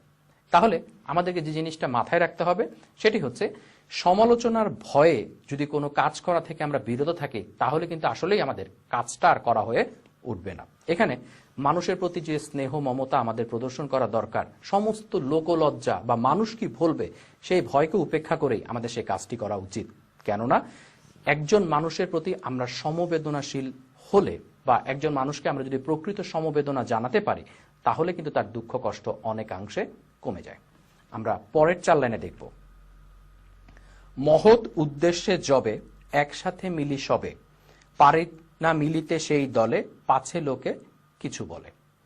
এখানে যে কথাটি বলেছে, তুমি যখন কোনো মহৎ উদ্দেশ্যে কোনো এক জায়গায় একসাথে কাজ করতে হবে, কারণ দলগত কাজের মধ্য দিয়ে সহজে সফলতা আসে। কিন্তু আমাদের সমাজের এক শ্রেণীর মানুষ আছে, তারা সেই বৃহৎ জনগোষ্ঠীর সাথে মিশে একসাথে কাজ করতে পারে না, কারণ দলগত চেতনায় অন্য কি ভাববে, অন্য কি বলবে, সেই ভয়ে তারা সবসময় আতঙ্কিত থাকে এবং এই আতঙ্ক থেকেই তারা কিন্তু মূল কাজটি থেকে দূরে থাকছে, দূরে সরে যাচ্ছে। তাহলে এখানে মূলত কবি যে কথাটি বলতে চেয়েছেন সেটি হচ্ছে যে তোমাকে যখন কোনো দলগত কাজ করতে হবে, সেই দলগত কাজের ক্ষেত্রে সব সময় মনে রাখতে হবে যে পেছনে মানুষ তোমাকে অনেক সমালোচনা করতে পারে, মানুষ তোমাকে নিয়ে অনেক কিছুই বলতে পারে, কিন্তু সেগুলোকে তুমি পাত্তা না দিয়ে তুমি তোমার নিজের কাজের প্রতি একনিষ্ঠ থাকবে। তাহলে আমরা যে এখানে যে 8টি লাইন পেলাম, এই 8টি লাইনের মধ্যে আমরা স্লাইডে দেখছি এটার একটা সংক্ষিপ্ত কথা আমরা বলতে পারি, বা এটার একটা মূল যে বিষয় সেটাকে আমরা এভাবে দেখতে পারি। পরোপকার ও দলগত কাজে সফলতাকে অর্জন করতে হলে বাধা বিপত্তি উপেক্ষা করতে হবে। তাহলে প্রিয় শিক্ষার্থী বন্ধুরা, তোমরা যখন কোনো কাজ করবে সেই কাজে যদি তোমরা সফলতা চাও, তোমরা নিজেদেরকে অন্যের সামনে মেলে ধরতে চাও, তুলে ধরতে চাও, তাহলে কিন্তু তোমাকে সব সময় মানুষ কি বলল, মানুষ কি ভাবলো সেটা দিয়ে না ভেবে বরং নিজের কাজের প্রতি তোমার একনিষ্ঠ হওয়াটা জরুরি। আমরা এই কবিতার শেষ যে 4 লাইন আছে সেই 4 লাইনে যাচ্ছি। বিধাতা দিয়েছেন প্রাণ, থাকি সদা ম্রিয়মান। এখানে একটা কথা কিন্তু আমি আগেই বলে নেই, তুমি যখন কবিতাটি পড়বে, কবিতাটি পড়ার সময় তোমাকে এর শব্দার্থগুলো প্রথমেই পড়ে নিতে হবে, কারণ শব্দার্থ জানা থাকলে তুমি খুব সহজে এই কবিতাটি উপলব্ধি করতে পারবে। বিধাতা আমাদের প্রত্যেকের মধ্যেই জীবন দিয়েছেন, প্রাণ দিয়েছেন। এখানে প্রাণ শুধু প্রাণ বোঝায়নি, এখানে কেবল তোমার আয়ুকে বোঝায়নি, এখানে তোমার জীবনী শক্তি বোঝাতে প্রাণ শব্দটিকে ব্যবহার করা হয়েছে। থাকি সদা ম্রিয়মান, ম্রিয়মান বলতে বিষাদগ্রস্ত, কাতর বুঝিয়েছে। তাহলে সৃষ্টিকর্তা আমাদেরকে জীবনী শক্তি দিয়েছেন, কিন্তু সেই জীবনী শক্তিকে কাজে না লাগিয়ে আমরা সব সময় বিষাদগ্রস্ত থাকি, ম্রিয়মান থাকি।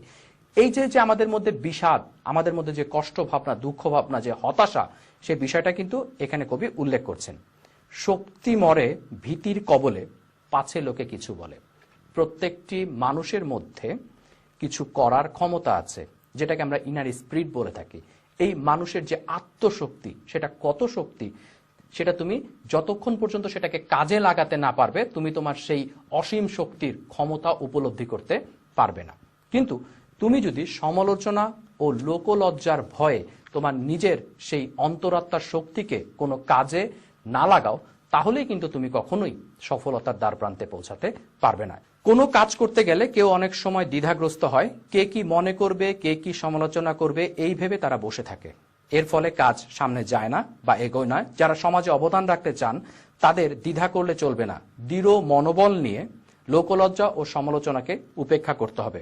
মানুষের কল্যাণে মহৎ কাজ করতে হলে ভয়, ভীতি, সংকোচ উপেক্ষা করে সামনে এগিয়ে যেতে হবে।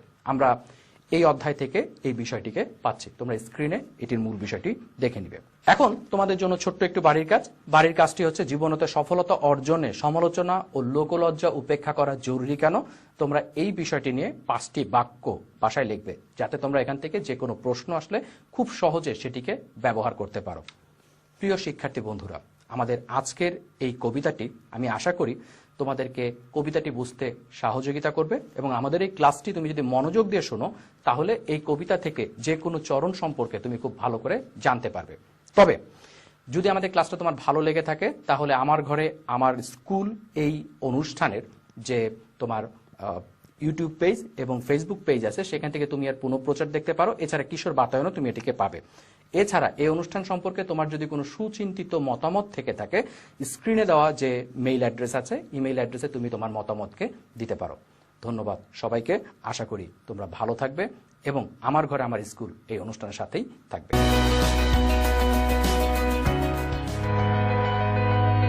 All the students of class 8, welcome back to another session of Amar Ghore Amar School.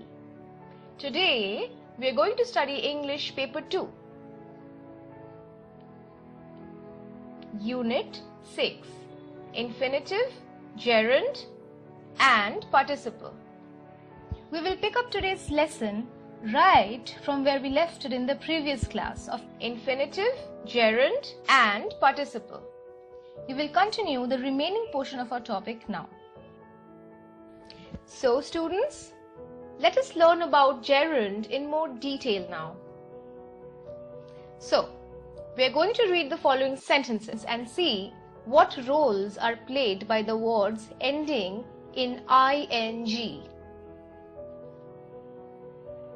Let us read the given sentence now. Coughing exhausts Shakila. Here, coughing is the subject of the verb exhausts. Next sentence, Veena hates cooking.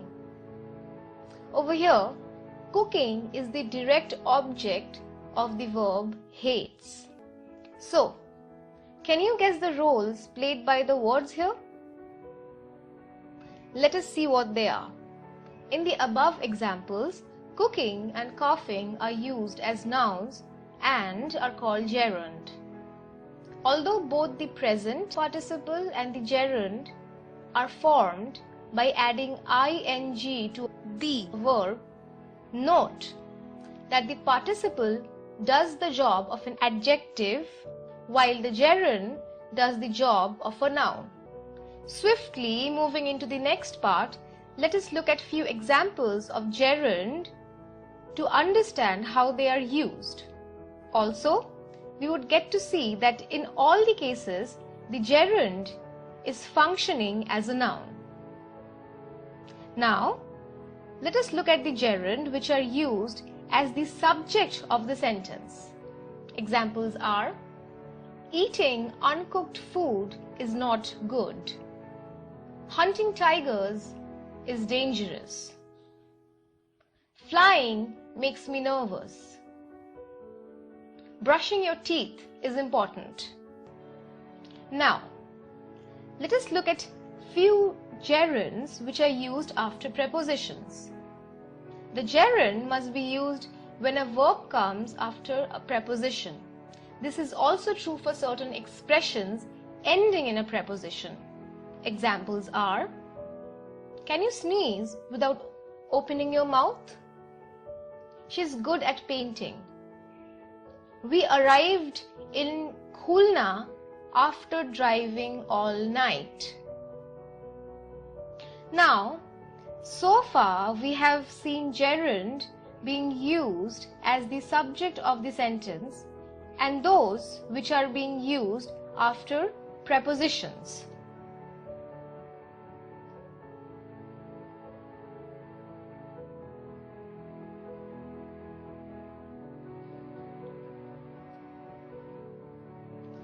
Now, we will observe gerund being used after the phrasal verb.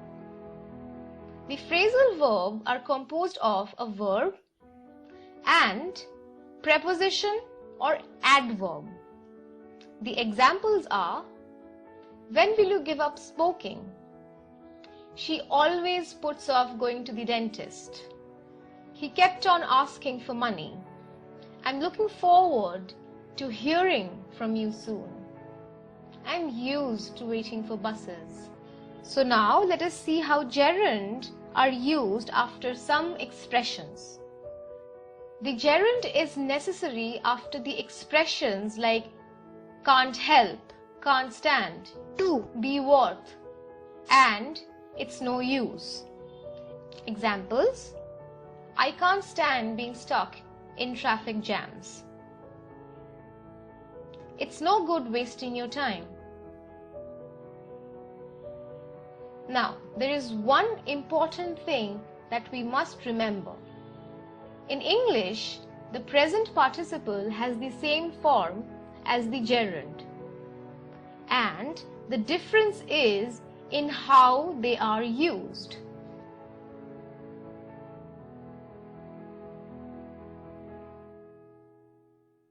So, now that we have seen how gerunds are used in various different ways, why not do a quick exercise to check how much we have understood so far? Let us begin the exercise by reading it out first. Use gerunds in the following sentences. The first one is done for you. Always check the oil before you start the car. The gerund form of this sentence would be always check the oil before starting the car. Now, let us read the rest of the questions. To see is to believe. Next one. To give is better than to receive. To talk like this is foolish. She loves to sing songs. I'm tired to wait. I like to read poetry. To walk is a good exercise. He is afraid to hurt your feelings. And the last one, nobody really loves to work. So, now that we have had enough time to solve the exercise, let us look at the answers. The first question was, to see is to believe. The gerund form of this sentence would be, seeing is believing. Next one, to give is better than to receive. The gerund form, giving is better than receiving. Next, to talk like this is foolish. Gerund form will be, talking like this is foolish. Next one, she loves to sing songs. Gerund form will be, she loves singing. Next sentence, I am tired to wait. The answer will be, I am tired of waiting. Then, I like to read poetry. Answer, I like reading poetry. Next, to walk is a good exercise. What will be the answer? Well, the answer will be, walking is a good exercise. Now let's do the other one. He is afraid to hurt your feelings. Can you guess the answer? The answer is, he is afraid of hurting your feelings. And now, finally, the last one. Nobody really loves to work. The gerund form will be, nobody really loves working. Now that we have learned about participles and gerunds, let us quickly study the remaining topic, which is infinitives. Let us look at the cartoon and see what they're saying. The girl on the left says, I like learning. After hearing this, the girl on the right hand side says, really? I like to learn too. Now, we have to figure out what two different forms are used after the verb like. So, were you able to guess it? Well, I'm pretty sure you already have. Now, we can see two forms being used here. The first one contains main verb along with verb plus ing, that is, I like learning. And the second one contains main verb along with to plus verb in the base form, which is I like to learn. So here in these sentences, the word learning is a gerund and to learn is an infinitive. Clear? Now moving on, let us see few more examples of infinitive. They are to eat, to sleep, to smile, to write, to wash, to shower.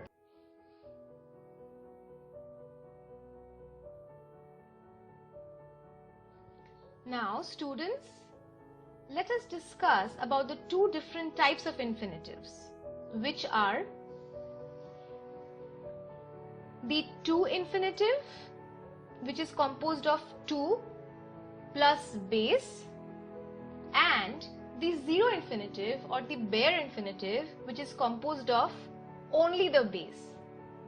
Now remember one very important thing.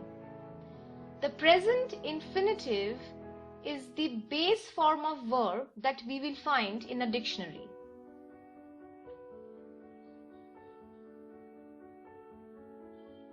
Let us view few more examples of to infinitive and zero infinitives. Two infinitives are to sit, to eat, to have, to remember. And the zero infinitives are sit, eat, have, remember. Now, let us come to another form of infinitive which is called the negative infinitive. The negative infinitive is formed by putting not in front of any form of the infinitive. For example, I decided not to go to London. He asked me not to be late. I would like you not to sing so loudly. I would rather not eat meat. So, as we can see in these sentences, not is always put before the infinitives. In the first sentence, not is there before to go infinitive. Second sentence, not is present before to be, and so on. Now that we know what negative infinitives are, let us write some more sentences with negative infinitives in our notebook.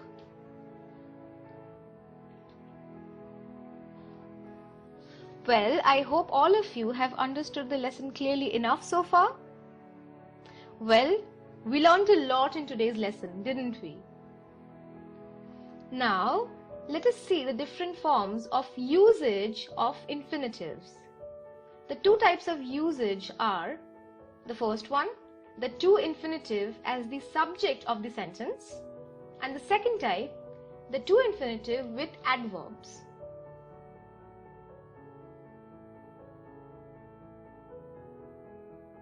Starting with the first type, the to infinitive as the subject of the sentence. Now, this type is a formal usage and is far more common in written English than spoken. For example, to err is human. To be or not to be, that is the question.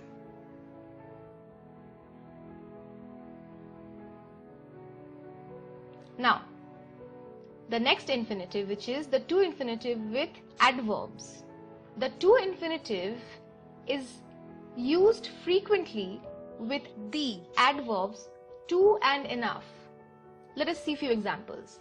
I had too many books to carry. This soap is too hot to eat. She was too tired to work. I have had enough food to eat. Now, let us see the usage of zero infinitive. The zero infinitives are used after the verb make and let. For example, her parents let her stay out late. Then, let's go out to the cinema today.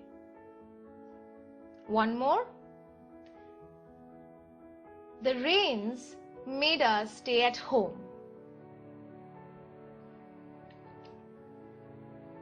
I hope the concept of different usage of infinitives is clear to you all by now. So, let us do a quick exercise to test how much grip have we acquired over this topic. So, what does the exercise tells us to do? Well, it asks us to join the following sentences by using infinitives. The first one has already been done for our understanding. The first one is, the boy was happy. He received the prize. So these are the two sentences. We have to join these sentences together using infinitive. Let's see how it has been done. The boy was happy to receive the prize.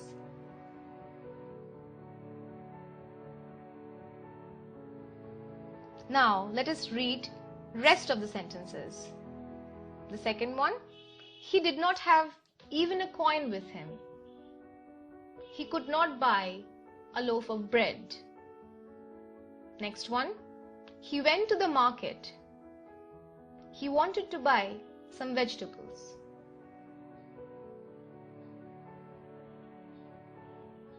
Next, he wants to be rich. He works hard for that reason.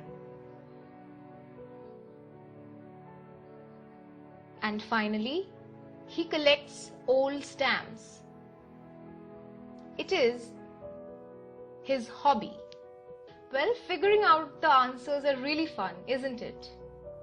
Well, it helps us to consolidate our knowledge and form a clear subject standing in our heads. So let's check the solution now. The first one was, he did not have even a coin with him. He could not buy a loaf of bread.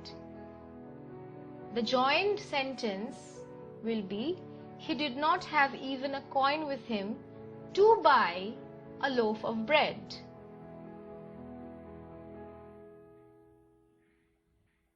Next one, he went to the market. He wanted to buy some vegetables. The joined sentence will be, he went to the market to buy some vegetables.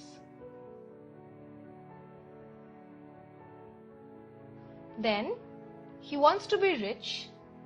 He works hard for that reason. Now, how are we going to join these sentences? He works hard to be rich.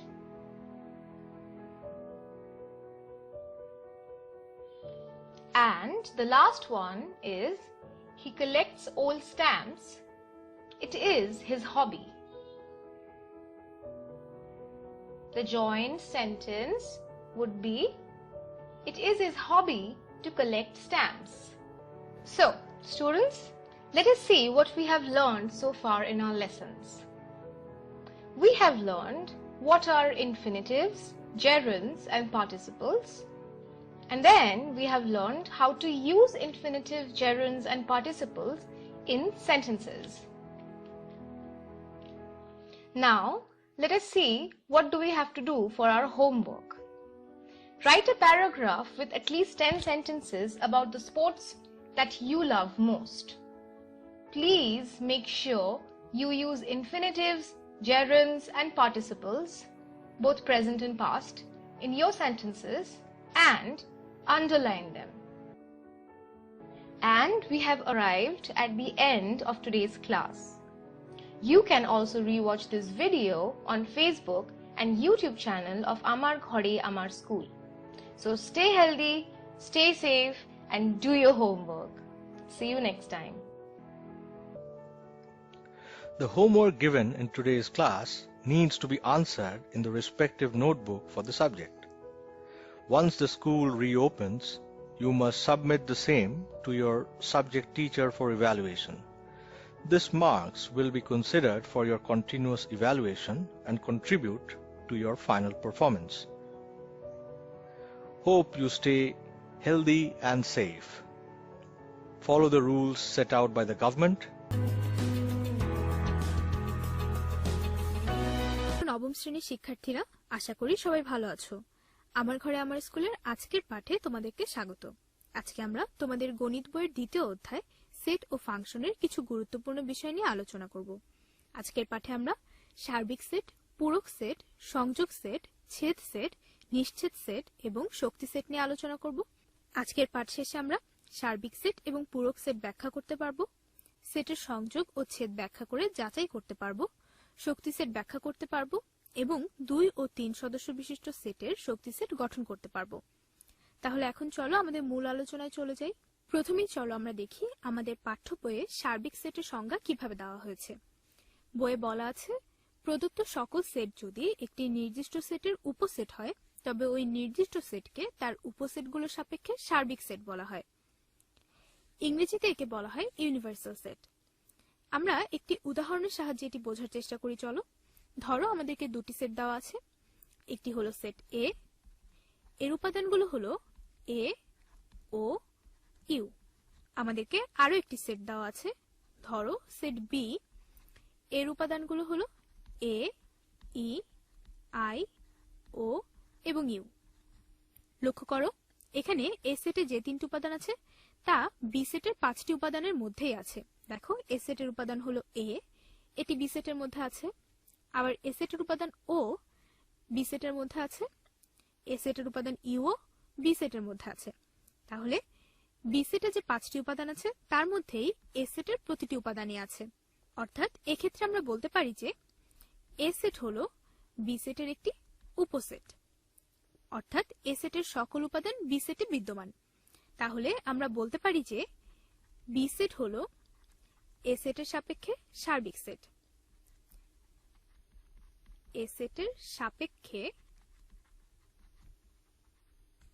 সার্বিক set. যেহেতু B সেটের 5টি উপাদানের মধ্যে এ সেটের সকল উপাদান আছে, এ কারণে বি সেট হবে এ সেটের সাপেক্ষে সার্বিক সেট। সাধারণত সার্বিক সেটকে ইউ দিয়ে প্রকাশ করা হয়। তবে অন্য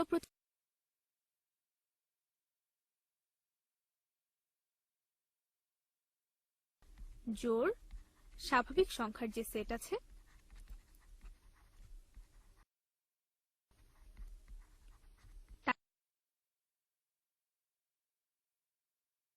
সেট হলো এন দিয়ে প্রকাশ করা হয়। তাহলে আমরা সার্বিক সেট হলো প্রদত্ত সকল সেট ওই নির্দিষ্ট সেটকে তার উপসেট, যেমন এখানে আমরা সেট এ সেট এ এর সকল উপাদান আছে, এই কারণে আমরা বি সেটকে এ সেটের সাপেক্ষে সার্বিক সেট বলেছি। এখন আমরা এই চিত্রটি একটু লক্ষ্য করি চলো। এখানে সার্বিক সেট হলো ইউ, যার উপাদানগুলো হলো 1 2 3 4 5 6 7 8 9। এই ইউ সেটের একটি উপসেট হলো সেট এ। সেট এ এর উপাদানগুলো কি দেখো। সেট এ সমান হলো 1 2 3 4 5। আচ্ছা, এখন আমরা দেখতে পাচ্ছি যে ইউ সেটে মোট 9টি উপাদান আছে, যার মধ্যে 5টি উপাদান নিয়ে এ সেট গঠিত হয়েছে। খেয়াল করে দেখো, ইউ সেটে কিন্তু আরো 4টি উপাদান বাকি আছে। এখন এই বাকি উপাদানগুলো নিয়ে যদি আমরা আরেকটি সেট প্রকাশ করি, তাহলে আমরা যে সেট পাবো সেটি হবে সেট এ এর পূরক সেট।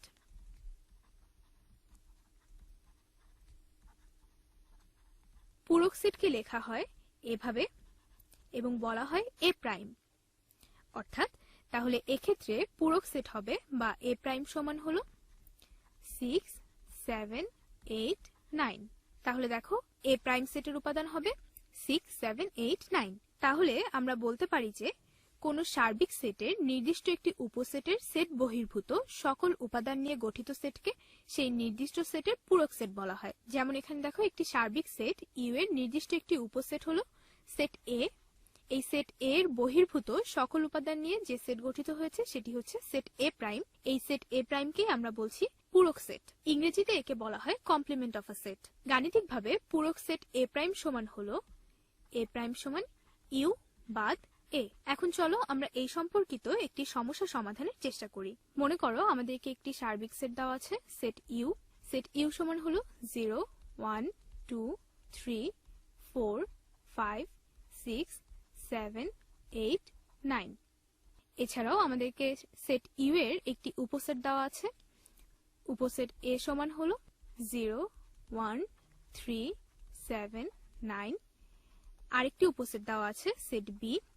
সেট বি সমান হলো 0 2 6 8 9। আমাদেরকে এ প্রাইম এবং বি প্রাইম নির্ণয় করতে হবে। চলো তাহলে দেখি কিভাবে করা যায়। দেখো, আমি একটু আগেই বলেছিলাম পূরক সেট এ প্রাইম সমান হলো সার্বিক সেট ইউ বাদ সেট এ।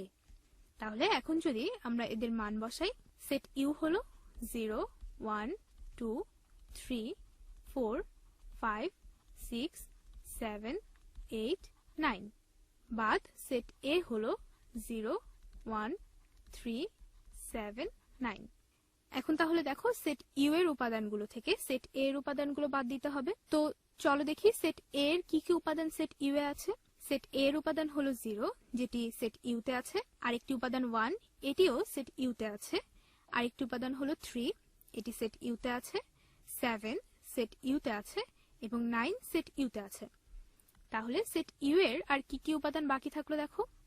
2 4 5 6 8। তাহলে a প্রাইম সমান হবে 2 4 5 6 8। এবার দেখো তাহলে b প্রাইম সমান কত হবে? b প্রাইম সমান হলো সেট u বাদ b। সেট u হলো 0 1 2 3 4 5 6 7 8 9 বাদ সেট b হলো 0 2 6 8 9। এখন দেখো সেট b এর কোন কোন উপাদান সেট u এর মধ্যে আছে? দেখো সেট b এর উপাদান 0 এটি সেট u তে আছে, সেট b এর উপাদান 2 সেট u তে আছে, সেট b এর উপাদান 6 u তে আছে, 8 u তে আছে, 9 u তে আছে। তাহলে দেখো কোন কোন উপাদানগুলো বাকি থাকলো? 1 3 4 5 এবং 7। তাহলে b প্রাইম সমান হলো 1 3 4 5 7। আশা করি তোমরা সমাধানটি বুঝতে পেরেছো। এই সম্পর্কিত সমস্যাগুলো এভাবে সহজেই সমাধান করতে পারবে। এখন চলো তাহলে আমরা এই চিত্রটির দিকে একটু লক্ষ্য করি।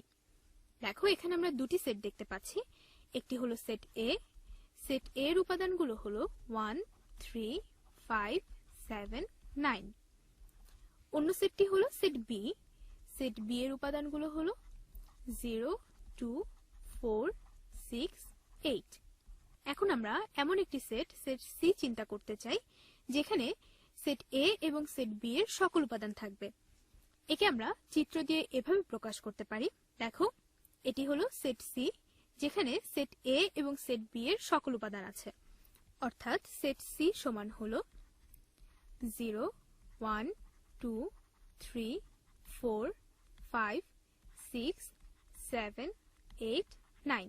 অর্থাৎ A সেটের এবং B সেটের সবগুলো উপাদান মিলে সেট C গঠিত হয়েছে। এই সেট C কে আমরা বলি সেট A এবং সেট B এর সংযোগ সেট। একে লেখা হয় এভাবে, একে আমরা পড়ি A ইউনিয়ন B বা A সংযোগ B। তাহলে এই সেট C এর সমান হলো A ইউনিয়ন B বা A সংযোগ B। তাহলে আমরা বলতে পারি যে দুই বা ততোধিক সেটের সকল উপাদান নিয়ে গঠিত সেটকে বলা হয় সংযোগ সেট। ইংরেজিতে একে বলা হয় ইউনিয়ন অফ সেটস। একে সেট গঠন পদ্ধতিতে কিভাবে প্রকাশ করা হয় দেখো। সেট গঠন পদ্ধতিতে A ইউনিয়ন B বা A সংযোগ B সমান হলো x such that x belongs to A অথবা x belongs to B। চলো তাহলে এখন আমরা এই সম্পর্কিত একটি সমস্যা সমাধান করার চেষ্টা করি। মনে করো একটি সেট দেওয়া আছে সেট A। সেট A সমান হলো A E U এবং অন্য একটি সেট দেওয়া আছে সেট B। সেট B সমান হলো I O। এখন আমাদের A ইউনিয়ন B নির্ণয় করতে হবে। তো A ইউনিয়ন B সমান কত হবে দেখো। A ইউনিয়ন B বা A সংযোগ B সমান হবে সেট A অর্থাৎ A E U সংযোগ সেট B অর্থাৎ I O। তাহলে দেখো A ইউনিয়ন B বা A সংযোগ B সমান হবে A E I O U।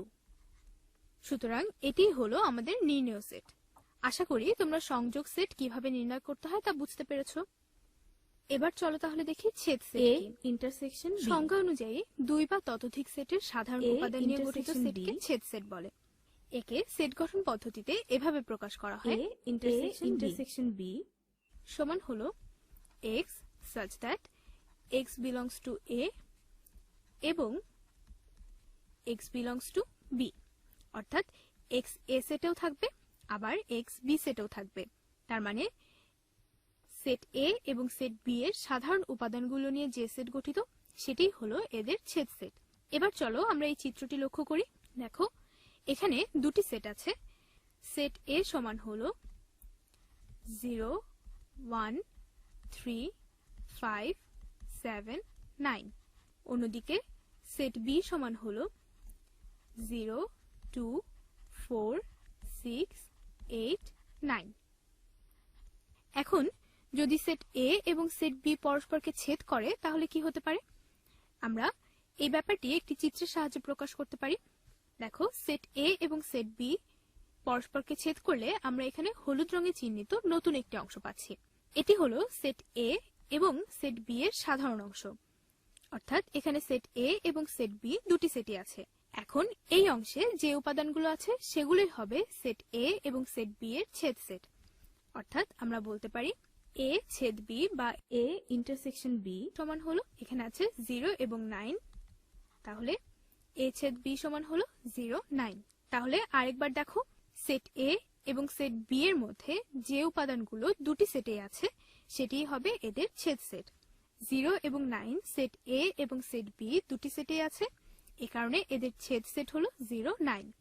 এবার চলো এই সম্পর্কিত একটি সমস্যা সমাধান করার চেষ্টা করি।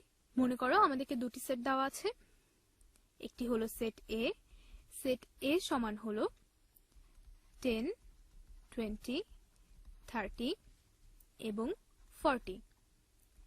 আরেকটি সেট দেওয়া আছে সেট বি সমান হলো 20, 40, 60, 80। আমাদেরকে এদের ছেদ সেট অর্থাৎ A intersection B নির্ণয় করতে হবে। তার মানে কি? তার মানে হলো আমাদের এমন একটি সেট নির্ণয় করতে হবে যে সেটের উপাদানগুলো সেট এ এর মধ্যেও আছে আবার সেট বি এর মধ্যেও আছে। তাহলে আমরা লিখতে পারি A intersection B বা এ ছেদ বি সমান হলো, সেট এ এর উপাদানগুলো লিখি 10, 20, 30, 40 এবং সেট বি এর উপাদানগুলো হলো 20, 40, 60, 80। এখন দেখো আমাদের এমন সেট নির্ণয় করতে হবে যার উপাদানগুলো সেট এ এর মধ্যেও আছে আবার সেট বি এর মধ্যেও আছে। অর্থাৎ সেট এ এবং বি এর সাধারণ উপাদানগুলো নিয়ে আমাদের একটি নতুন সেট তৈরি করতে হবে। তো সাধারণ উপাদানগুলো কি কি? দেখো 20 সেট এ তেও আছে আবার 20 সেট বি তেও আছে, আবার দেখো 40 সেট এ তেও আছে 40 সেট বি তেও আছে। বাকি উপাদানগুলো কিন্তু সাধারণ নয়, তাহলে নতুন সেটের উপাদানগুলো হবে 20 এবং 40। অর্থাৎ এ ছেদ বি বা A intersection B সমান হলো এই সেট। অর্থাৎ নির্ণেয় সেট এ ছেদ বি বা A intersection B হলো এই সেটটি। তবে এখানে আরেকটি ব্যাপার খেয়াল করো, যদি দুটি সেট এমন হয় যে তাদের মধ্যে কোনো সাধারণ উপাদান নেই, তখন সেই সেট দুটিকে পরস্পরের নিশ্ছেদ সেট বলে।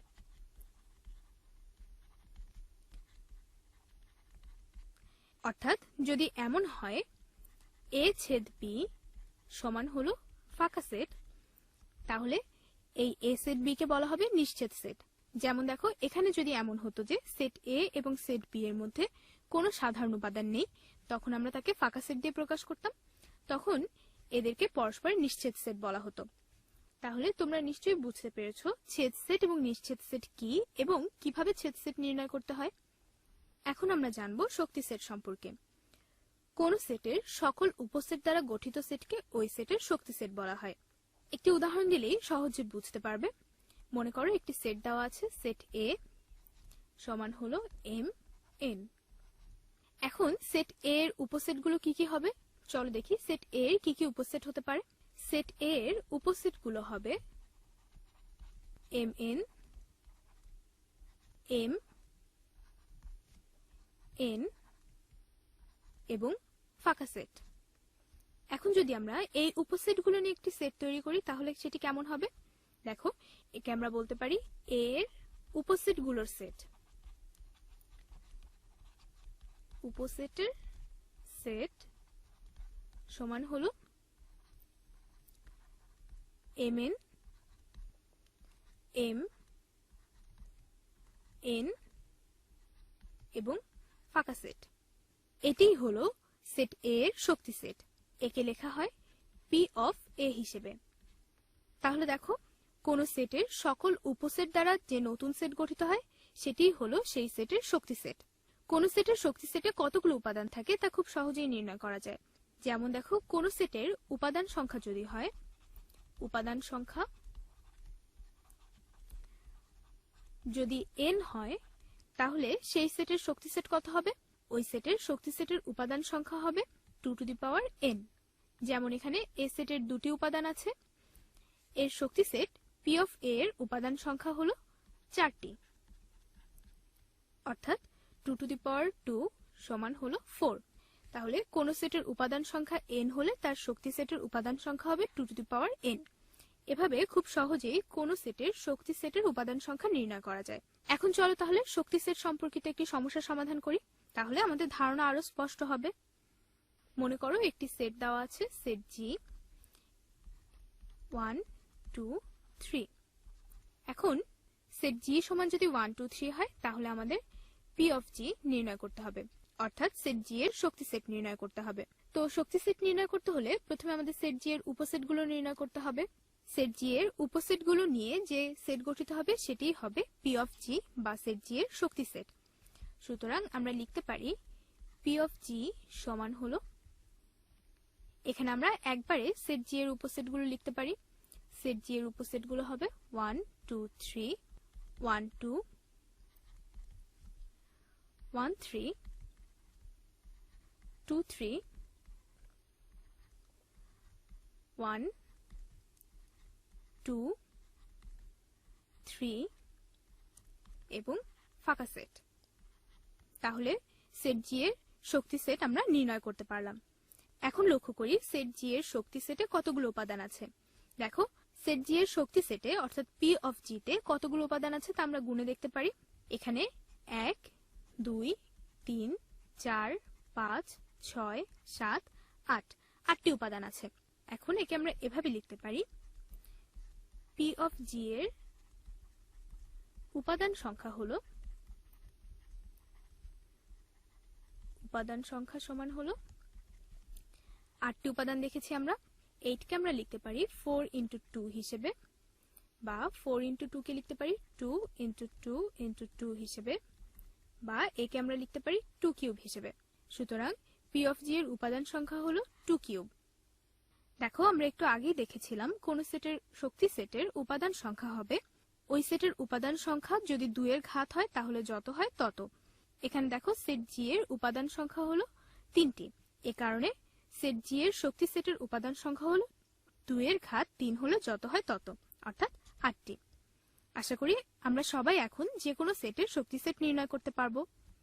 এখন তাহলে চলো এক নজরে দেখে নিই আমরা আজকের পাঠে কি কি শিখলাম।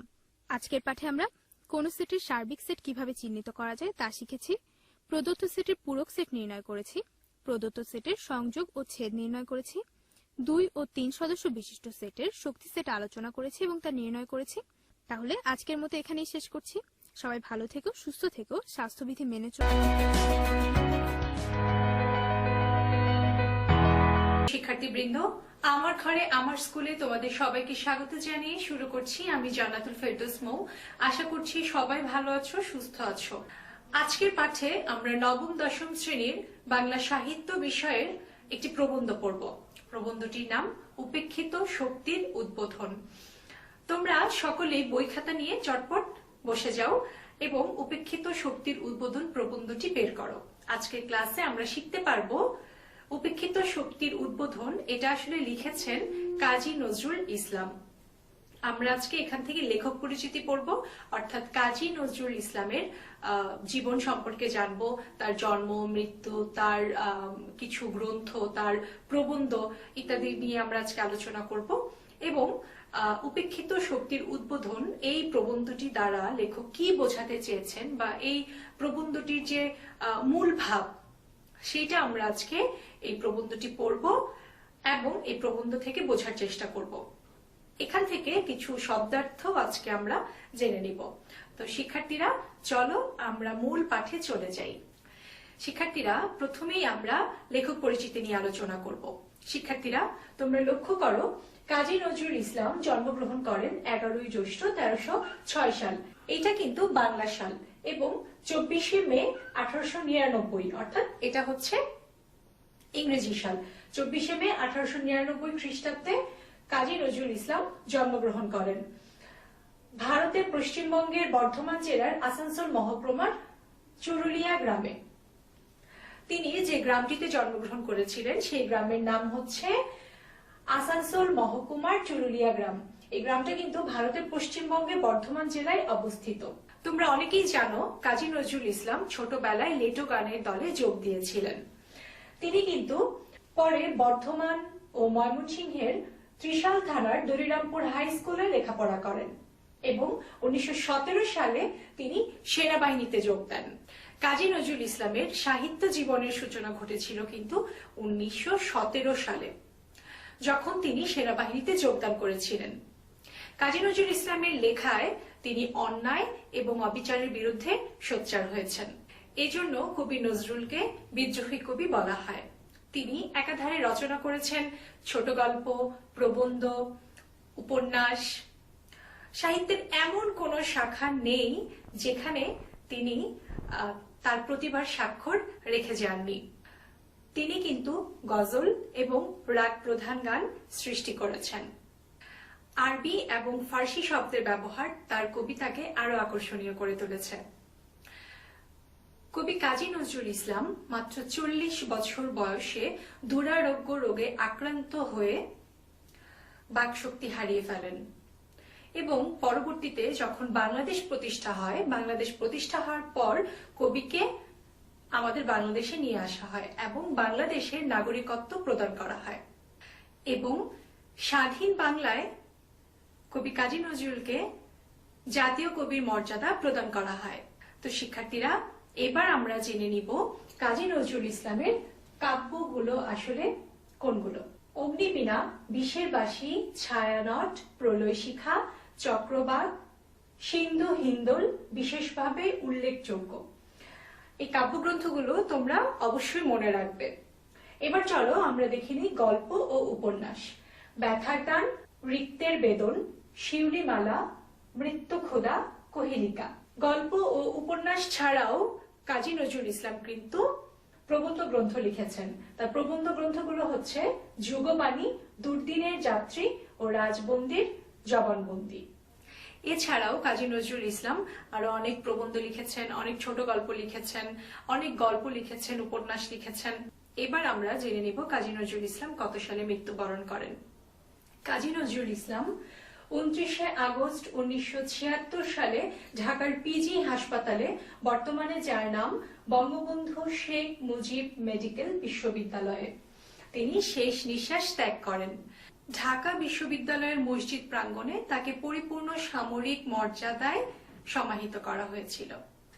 শিক্ষার্থীরা, এতক্ষণ আমরা লেখক পরিচিতি নিয়ে আলোচনা করলাম। এবার আমরা চলো মূল পাঠে চলে যাই। হে মোর দুর্ভাগা দেশ, যাদের করেছ অপমান, অপমানে হতে হবে তাহাদের সবার সমান। রবীন্দ্রনাথ। আজ আমাদের এই নতুন করিয়া মহাজাগরণের দিনে আমাদের সেই শক্তিকে ভুলিলে চলিবে না, যাহাদের উপর আমাদের 10 আনা শক্তি নির্ভর করিতেছে, অথচ আমরা তাহাদিগকে উপেক্ষা করিয়া আসিতেছি। সেই হইতেছে আমাদের দেশের তথাকথিত ছোটলোক সম্প্রদায়। এই অংশে একটি শব্দ পাই আমরা, সেটা হচ্ছে ছোটলোক সম্প্রদায়। এখানে ছোটলোক সম্প্রদায় বলতে আসলে কাদেরকে বোঝানো হয়েছে? এখানে ছোটলোক সম্প্রদায় বলতে শ্রমজীবী মানুষকে বোঝানো হয়েছে। এখানে তোমরা লক্ষ্য করবে এক জায়গায় লেখা আছে 10 আনা নির্ভর করছে, অর্থাৎ আমাদের এই যে সমাজ, এই সমাজ টিকে আছে কিন্তু ওই যে আমরা যাদেরকে বলছি ছোটলোক সম্প্রদায়, অর্থাৎ শ্রমজীবী মানুষ, শ্রমজীবী মানুষের জন্যই কিন্তু আমাদের এই সমাজ টিকে আছে। তুমি একবার চিন্তা করো, এই যে আমরা ঘুম থেকে ওঠার পর থেকে ঘুমাতে যাওয়া পর্যন্ত প্রতিদিন আমরা যে সমস্ত সুযোগ সুবিধা ভোগ করছি, সেটা কিন্তু সেই সুযোগ সুবিধাগুলো কিন্তু দিচ্ছে এই শ্রমজীবী মানুষ, অর্থাৎ আমাদের সমাজের সবকিছু, অর্থাৎ 10 আনা কিন্তু এই শ্রমজীবী মানুষের উপরেই নির্ভর করছে। আমাদের আভিজাত্য গর্বিত সম্প্রদায়ই এই হতভাগাদের এইরূপ নামকরণ করিয়াছেন। কিন্তু কোন যন্ত্র দিয়া এই 2 শ্রেণীর লোকের অন্তর যদি দেখিতে পারো, তাহা হইলে দেখিবে ওই তথা কথিত ছোট লোকের অন্তর কাচের ন্যায় স্বচ্ছ। এই ছোট লোক এমন স্বচ্ছ অন্তর, এমন সরল মুক্ত উদার প্রাণ লইয়াও যে কোনো কার্য করিতে পারিতেছে না। তাহার কারণ এই ভদ্র সম্প্রদায়ের অত্যাচার। লেখক এই অংশে বোঝাতে চেয়েছেন ছোটলোক সম্প্রদায় আসলে আমাদের মতো আভিজাত্য গর্বিত সম্প্রদায়ের লোকজনেরাই কিন্তু এই ছোটলোক সম্প্রদায় এই নামকরণ করেছেন। তবে লেখক এখানে বলেছেন যদি এই ছোটলোক সম্প্রদায়ের অন্তর কোনো যন্ত্র দিয়ে দেখা যেত, তাহলে দেখা যেত যে এই যে ছোটলোক সম্প্রদায় আছে এদের মন কাচের মতো স্বচ্ছ। আমরা যারা আভিজাত্য গর্বিত সম্প্রদায়ের মানুষজন আছি তারাই কিন্তু এই সম্প্রদায়কে অর্থাৎ ছোটলোক সম্প্রদায়কে আমরা কিন্তু মাথা উঁচু করে বাঁচতে দিচ্ছি না। কেন বাঁচতে দিচ্ছি না বা কেন কোনো কাজ করার সুযোগ দিচ্ছি না, ভালো কোনো কিছু করার সুযোগ দিচ্ছি না, সেটা আমরা পরবর্তী অংশে জানবো। সে বেচারা জন্ম হইতে এই ঘৃণা উপেক্ষা পাইয়া নিজেকে এত ছোট মনে করে, সংকোচ জড়তা তাহার স্বভাবের সঙ্গে এমন ওতপ্রোত ভাবে জড়াইয়া যায় যে সেও যে আমাদের মতো মানুষ, সেও যে সেই এক আল্লাহর সৃষ্টি, তাহারও যে মানুষ হইবার সমান অধিকার আছে, তাহা সে একেবারে ভুলিয়া যায়। শ্রমজীবী মানুষেরা আসলে জন্ম থেকেই এত উপেক্ষা, এত ঘৃণা, লাঞ্ছনার মধ্যে আসলে বড় হয়, যাতে করে দেখা যায় যে তারা পরবর্তীতে আর মাথা উঁচু করে দাঁড়াতে পারে না এবং তারা নিজেকে অনেক ছোট মনে করে। তারাও যে মানুষ, তাদেরও যে সবার, আমাদের এই সমাজে কিন্তু সবার সমান অধিকার, তাদের অধিকার যে আছে এই সমাজে মাথা উঁচু করে বাঁচার, সেটা কিন্তু তারা ভুলে যায়। যদি কেউ এই উৎপীড়নের বিরুদ্ধে বিদ্রোহাচরণ করে, অমনি আমাদের ভদ্র সম্প্রদায় তাহার মাথায় প্রচন্ড আঘাত করিয়া তাহাকে অজ্ঞান করিয়া ফেলে। এই হতভাগা দিগকে, আমাদের এই সত্যিকার মানুষ দিগকে আমরা এই রকম অবহেলা করিয়া চলিয়াছি বলিয়াই আজ আমাদের এত অধপতন। তাই আমাদের দেশে জনশক্তি বা গণতন্ত্র গঠিত হইতে পারিতেছে না। হইবে কিরূপে? দেশের অধিবাসী লইয়াই তো দেশ, এবং ব্যক্তির সমষ্টিই তো জাতি। আর সে দেশকে, সে জাতিকে যদি দেশের জাতির সকলে বুঝিতে না পারে, তবে তাহার উন্নতির আশা করা আর আকাশে অট্টালিকা নির্মাণের চেষ্টা করা একই কথা। এই অংশ থেকে আমরা একটা বিষয় স্পষ্ট হতে পারি, সেটা হচ্ছে আমাদের দেশে অর্থাৎ আমাদের সমাজে এমন অনেক মানুষ আছে যারা অন্য কোনো নিচু সম্প্রদায়ের লোকজনকে আসলে নিজের পায়ে দাঁড়াতে সাহায্য করে না। যদি কোনো ব্যক্তি নিজের পায়ে দাঁড়ানোর জন্য কোনো বিদ্রোহ প্রকাশ করে বা নিজের পায়ে দাঁড়াতে চায়, বরং আমরা যারা ভদ্র সম্প্রদায়ের লোকজন আছি তারা নিচু সম্প্রদায়ের লোকজনকে বাধাগ্রস্ত করি, অর্থাৎ তাদেরকে বাধা দেই। আমাদের দেশের উন্নতি হবে না এই কথা বলে লেখক এখানে বোঝাতে চেয়েছেন আমাদের দেশের উন্নতি তখনই হবে, বা আমাদের দেশের আজকের অধপতনের মূলে হয়েছে এই যে অসাম্প্রদায়িকতা, উঁচু নিচু ভেদ। এটার কারণেই আসলে আমাদের দেশে এই অসাম্প্রদায়িক, অর্থাৎ আমরা জাত উঁচু জাত নিচু এই বিভেদগুলো সব সময় করি, কে উঁচু জাতের কে নিচু জাতের, আমরা সব সময় এসব নিয়ে ব্যস্ত থাকি। আমাদের দরকার জনবলের, অর্থাৎ জনশক্তির। যখন আমাদের নিচু সম্প্রদায় বা উঁচু সম্প্রদায় আমরা সবাই একসাথে হয়ে সমাজের জন্য কিছু করব, দেশের জন্য কিছু করব, তখন আমাদের দেশের এই অবস্থা হবে না, তখন আমাদের দেশ আরো উন্নত থেকে উন্নতর হয়ে যাবে। তোমরা ভদ্র সম্প্রদায়, মানি দেশের দুর্দশা জাতির দুর্গতি বুঝো, লোককে বুঝাইতে পারো এবং ওই দুর্ভাগ্যের কথা কহিয়া কাঁদাইতে পারো, কিন্তু কার্যক্ষেত্রে নামিয়া কার্য করিবার শক্তি তোমাদের আছে কি? না, নাই। এ কথা যে নিরেট সত্য তাহা তোমরাই বুঝো। কাজেই তোমাদের এই দেশকে জাতিকে উন্নত করিবার আশা ওই কথাতেই শেষ হইয়া যায়। কিন্তু যদি একবার আমাদের এই জনশক্তিকে উদ্বুদ্ধ করিতে পারো, তাহাদিগকে মানুষ বলিয়া ভাই বলিয়া কোল দিবার তোমার উদারতা থাকে, তাহাদিগের শক্তির উন্মেষ করিতে পারো, তাহা হইলে দেখিবে তুমি শত বৎসর ধরিয়া প্রাণপণে চেষ্টা সত্ত্বেও যে কাজ করিতে পারিতেছ না, একদিনে সেই কাজ সম্পন্ন হইবে। এ কথা হয়তো তোমার বিশ্বাস হইবে না। একবার মহাত্মা গান্ধীর কথা ভাবিয়া দেখো দেখি, তিনি ভারতে কি অসাধ্য সাধন করিতে পারিয়াছেন। শিক্ষার্থীরা, তোমরা নিশ্চয়ই এই অংশটুকু পড়ে বুঝতে পেরেছো লেখক আসলে এখানে বোঝাতে চেয়েছেন এই যে আমাদের দেশের নিচু সম্প্রদায়ের লোক, আমরা যেন এই নিচু সম্প্রদায়ের লোককে, বা এখানে ছোট লোক সম্প্রদায় বলতে আসলে যাদেরকে বোঝানো হয়েছে শ্রমজীবী মানুষজনদের, তাদের যদি আমরা একটু সুযোগ করে দেই, একটু তাদেরকে সহযোগিতার হাত বাড়িয়ে দেই, তাহলে কিন্তু তারা দেশের অনেক উপকারে আসবে। এখানে লেখক একজনের কথা উল্লেখ করেছেন, তিনি হচ্ছেন মহাত্মা গান্ধী। চলো আমরা মহাত্মা গান্ধীর কথা তিনি কেন উল্লেখ করেছেন সেই বিষয় নিয়ে আলোচনা করি। তিনি যদি এমনি করিয়া প্রাণ খুলিয়া ইহাদের সহিত না মিশিতেন, ইহাদের সুখ দুঃখের এমন করিয়া ভাগিনা হইতেন, ইহাদিগকে যদি নিজের বুকের রক্ত দিয়া তাহারা খাইতে পারিল না বলিয়া নিজেও তাহাদের সঙ্গে উপবাস করিয়া ইহাদিগকে নিতান্ত আপনার করিয়া না তুলিতেন, তাহা হইলে আজ তাহাকে কে মানিত, কে তাহার কথায় কর্ণপাত করিত, কে তাহার একটি ইঙ্গিতে এমন করিয়া বুক বাড়াইয়া মরিতে পারিত। তাহার আভিজাত্য গৌরব নাই, পদ গৌরবের অহংকার নাই। অনায়াসে প্রাণের মুক্ত উদারতা লইয়া তোমাদের ঘৃণ্য এই ছোট লোককে বক্ষে ধরিয়া ভাই বলিয়া ডাকিয়াছেন। এই অংশে আমরা দেখতে পাই কবি কাজী নজরুল ইসলাম মহাত্মা গান্ধীর কথা উল্লেখ করেছেন। মহাত্মা গান্ধী ভারতের বাসিন্দা ছিলেন। তিনি এমন একজন ব্যক্তি ছিলেন, তিনি কিন্তু অন্যের দুঃখে নিজেও দুঃখিত হতেন, অন্যের কষ্টে তিনি নিজেও কষ্ট পেতেন। তিনি অন্য কেউ যদি কষ্টে আছেন বা অন্য কেউ খেতে পারছেন না, অন্য কেউ অভুক্ত আছেন, তাহলে কিন্তু তিনিও না খেয়ে থাকতেন। তিনি অত্যন্ত উদার মনের ব্যক্তি ছিলেন। তিনি অত্যন্ত উদার মনের ব্যক্তি ছিলেন বিধায় তিনি সমাজের সবার, উঁচু নিচু যারা আছেন সবার কথা ভাবতেন বিধায় তার জন্য কিন্তু সমাজের অন্যান্য যারা আছেন নিচু শ্রেণীর মানুষ বা অন্যান্য যারা আছেন শ্রমজীবী মানুষ, নিজের শরীরের রক্ত পর্যন্ত তার জন্য দিয়েছেন। অর্থাৎ নিচু শ্রেণীর মানুষ কিন্তু মহাত্মা গান্ধীর জন্য প্রাণও দিয়েছেন।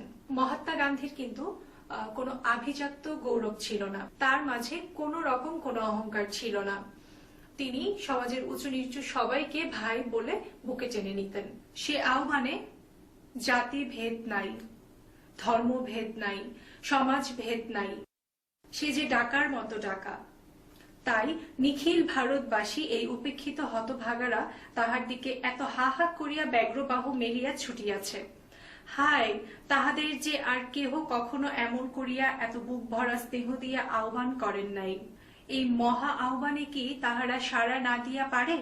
যদি পারো, এমনি করিয়া ডাকো, এমনি করিয়া এই উপেক্ষিত শক্তির বোধন করো। দেখিবে ইহারাই দেশে যুগান্তর আনিবে, অসাধ্য সাধন করিবে। ইহাদিগকে উপেক্ষা করিবার, মানুষকে মানুষ হইয়া ঘৃণা করিবার তোমার কি অধিকার আছে? ইহা তো আত্মার ধর্ম নয়। তাহার আত্মা তোমার আত্মার মতোই ভাস্বর, আর একই মহা আত্মার অংশ। তোমার জন্মগত অধিকারটাই কি এত বড়? তুমি যদি এই চণ্ডাল বংশে জন্মগ্রহণ করিতে, তাহা হইলে তোমার মতো ভদ্রলোকদের দেওয়া এই সব হতাদর উপেক্ষার আঘাত, বেদনার নির্মমতা একবার কল্পনা করিয়া দেখো দেখি, ভাবিতে তোমার আত্মা কি শিহরিয়া উঠিবে না? এই অংশে কবি বলেছেন, মহাত্মা গান্ধী যেভাবে মানুষের জন্য করেছেন, সমাজের জন্য করেছেন, সমাজের নিচু সম্প্রদায়ের লোকজনকে যেভাবে বুকে জড়িয়ে ধরে রেখেছেন, আমরাও যেন ঠিক সেভাবে সমাজের নিচু শ্রেণীর মানুষজনদেরকে সহযোগিতা করি, তাদেরকে সাহায্যের হাত বাড়িয়ে দিই। তাহলেই আমাদের দেশে উন্নতি সাধন হবে, তাহলেই আমাদের দেশের মানুষজন এই অসাম্প্রদায়িকতা থেকে বের হয়ে আসবে। তো শিক্ষার্থীরা, তোমরা নিশ্চয় বুঝতে পেরেছো, নিচু শ্রেণীর মানুষকে ঘৃণা নয়, তাদেরকে সাহায্যের হাত বাড়িয়ে দেওয়া উচিত। আমাদের এই পতিত চণ্ডাল ছোট লোক ভাইদের বুকে করিয়া তাহাদিগকে আপন করিয়া লইতে, তাহাদেরই মতো দিন বসন পড়িয়া তাহাদের প্রাণে তোমারও প্রাণ সংযোগ করিয়া উচ্চ শিরে তাহার সম্মুখে আসিয়া দাঁড়াও। দেখিবে বিশ্ব তোমাকে নমস্কার করিবে। এসো, আমাদের উপেক্ষিত ভাইদের হাত ধরিয়া আজ বোধন বাসিতে সুর দেই। কিসের দুঃখ, কিসের দৈন্য, কিসের লজ্জা, কিসের ক্লেশ। কবি এখানে বলেছেন, আমাদের সমাজে নিচু শ্রেণীর মানুষজনকে যদি আমরা সাহায্যের হাত বাড়িয়ে দিই, তাদেরকে যদি সবসময় তাদের পাশে গিয়ে যদি আমরা দাঁড়াই, তাহলে বিশ্ব আমাদেরকে নমস্কার করবে। অর্থাৎ বিশ্বে কিন্তু আমরা সম্মানিত হব, আমরা মাথা উঁচু করে বাঁচার সুযোগ পাবো, আমরা মাথা উঁচু করে বাঁচতে পারবো। তো শিক্ষার্থীরা, চলো এখন আমরা এই অধ্যায় থেকে কিছু কঠিন শব্দ আছে, সেই শব্দগুলোর অর্থ জেনে নেই। মসিময় অর্থ হচ্ছে কালি মাখাময়, অন্ধকারাচ্ছন্ন। চণ্ডাল অর্থ হচ্ছে চাড়াল, হিন্দু বর্ণ ব্যবস্থায় নিম্ন বর্গের লোক। বোধনবাসী, বোধ জাগিয়ে তোলার বাসী। দৈন্য অর্থ হচ্ছে দারিদ্র, দীনতা। শিক্ষার্থীরা, এতক্ষণ আমরা লেখক পরিচিতি পড়লাম, শব্দের অর্থগুলো পড়লাম এবং উপেক্ষিত শক্তি উদ্বোধন দ্বারা লেখক কি বোঝাতে চেয়েছেন সে বিষয় নিয়ে আলোচনা করলাম।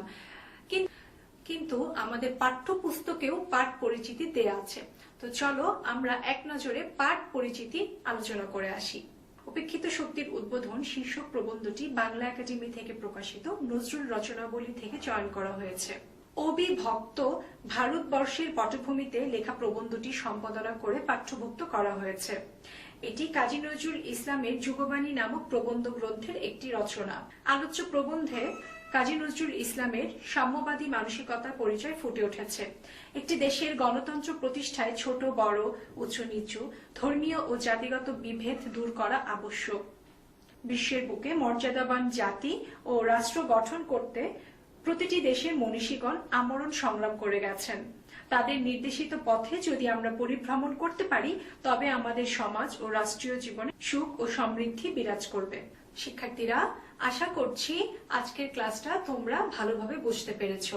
তো চলো আমরা আরেকবার একটু জেনে নেই আজকের ক্লাস থেকে আমরা কি কি শিখতে পারলাম। আজকের ক্লাস থেকে আমরা শিখতে পারলাম লেখক পরিচিতি, উপেক্ষিত শক্তির উদ্বোধন। কে লিখেছেন? লিখেছেন কবি কাজী নজরুল ইসলাম।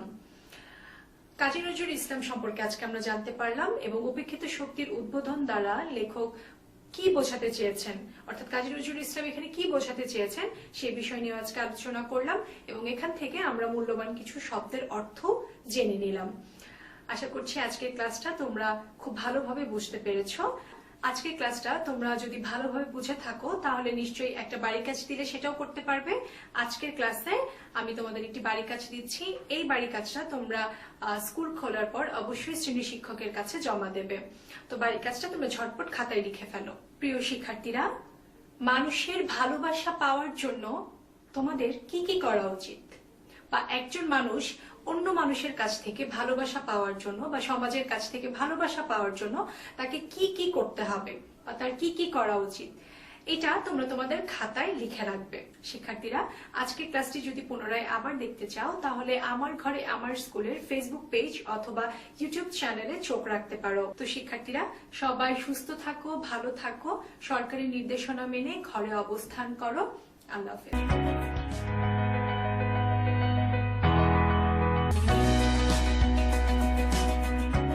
আসসালামু আলাইকুম। সুপ্রিয় শিক্ষার্থীরা, আমার ঘরে আমার স্কুলের আজকের ক্লাসে সবাইকে স্বাগত।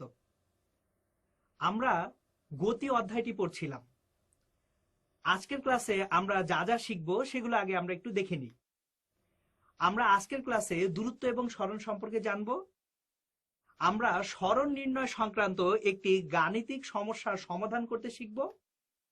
আমরা দ্রুতি এবং বেগের পার্থক্য নির্ণয় করতে শিখব এবং আমরা সুষম দ্রুতি ও সুষম বেগ সম্পর্কে আজকের ক্লাসে জানব। তাহলে আমরা শুরুতেই শুরু করব দূরত্ব এবং সরণ দিয়ে। আমরা দৈনন্দিন জীবনে দূরত্ব শব্দটি অনেক বেশি ব্যবহার করি, কিন্তু সরণ শব্দটি আমরা তত বেশি ব্যবহার করি না।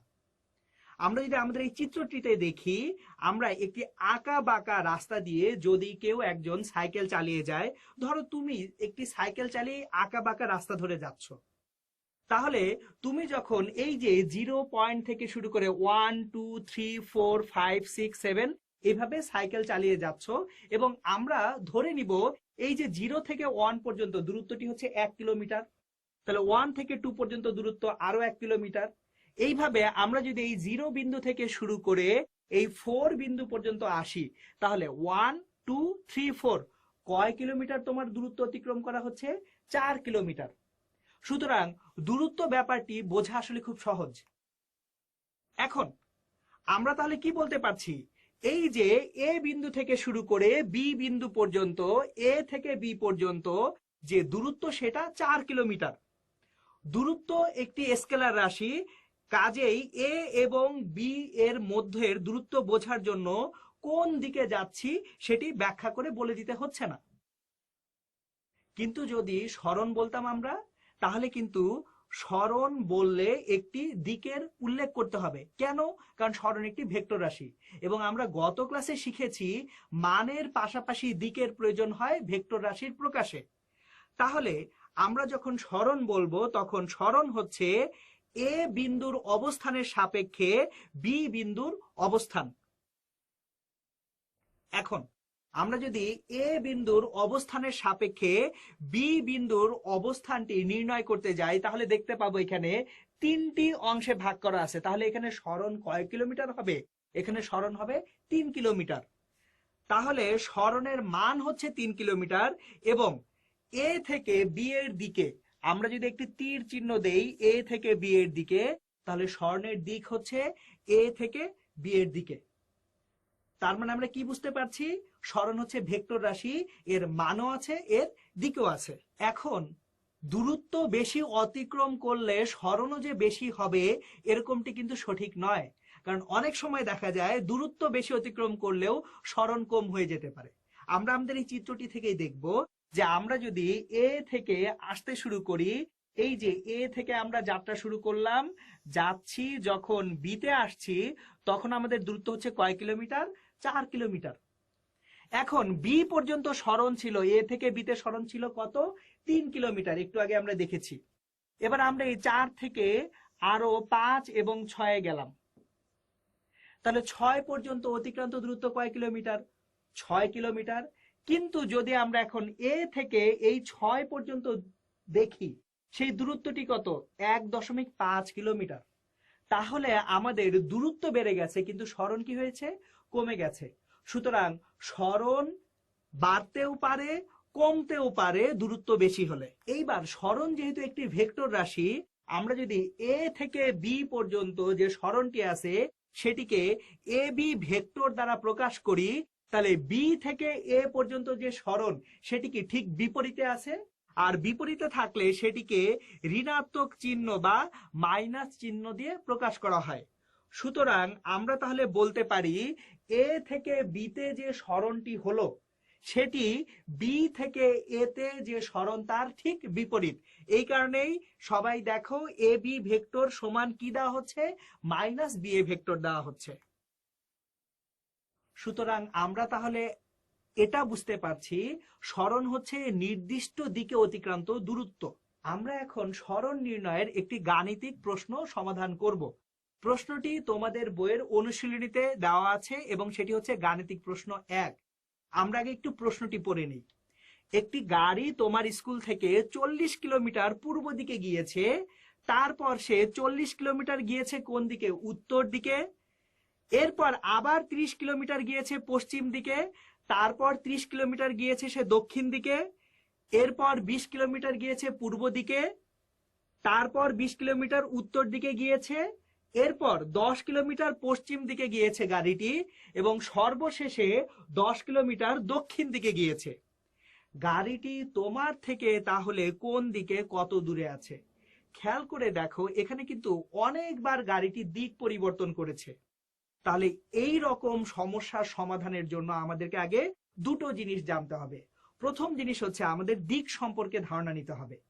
আমরা তাহলে আগে দিকের ব্যাপারটা ক্লিয়ার করি। আমরা যদি কোনো একটা কাগজে সোজা উপরের দিকে একটি চিহ্ন আঁকি সেটি হয় উত্তর দিক, আর যদি আমরা নিচের দিকে চিহ্ন আঁকি সেটা হয় দক্ষিণ দিক।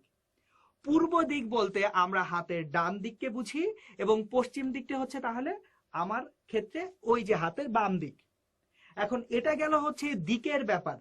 দিকের পাশাপাশি আমরা যেহেতু এখানে দূরত্বও বসাবো, এই দূরত্বটা কিভাবে আমরা বসাবো গ্রাফ কাগজে সেটি এখন দেখব।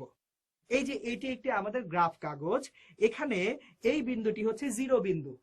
এখন আমার একটু প্রশ্নটার দিকে যদি আমরা খেয়াল করি, ওই প্রশ্নে কি ছিল? 10 কিলোমিটার, 20 কিলোমিটার, 30 কিলোমিটার আর 40 কিলোমিটার।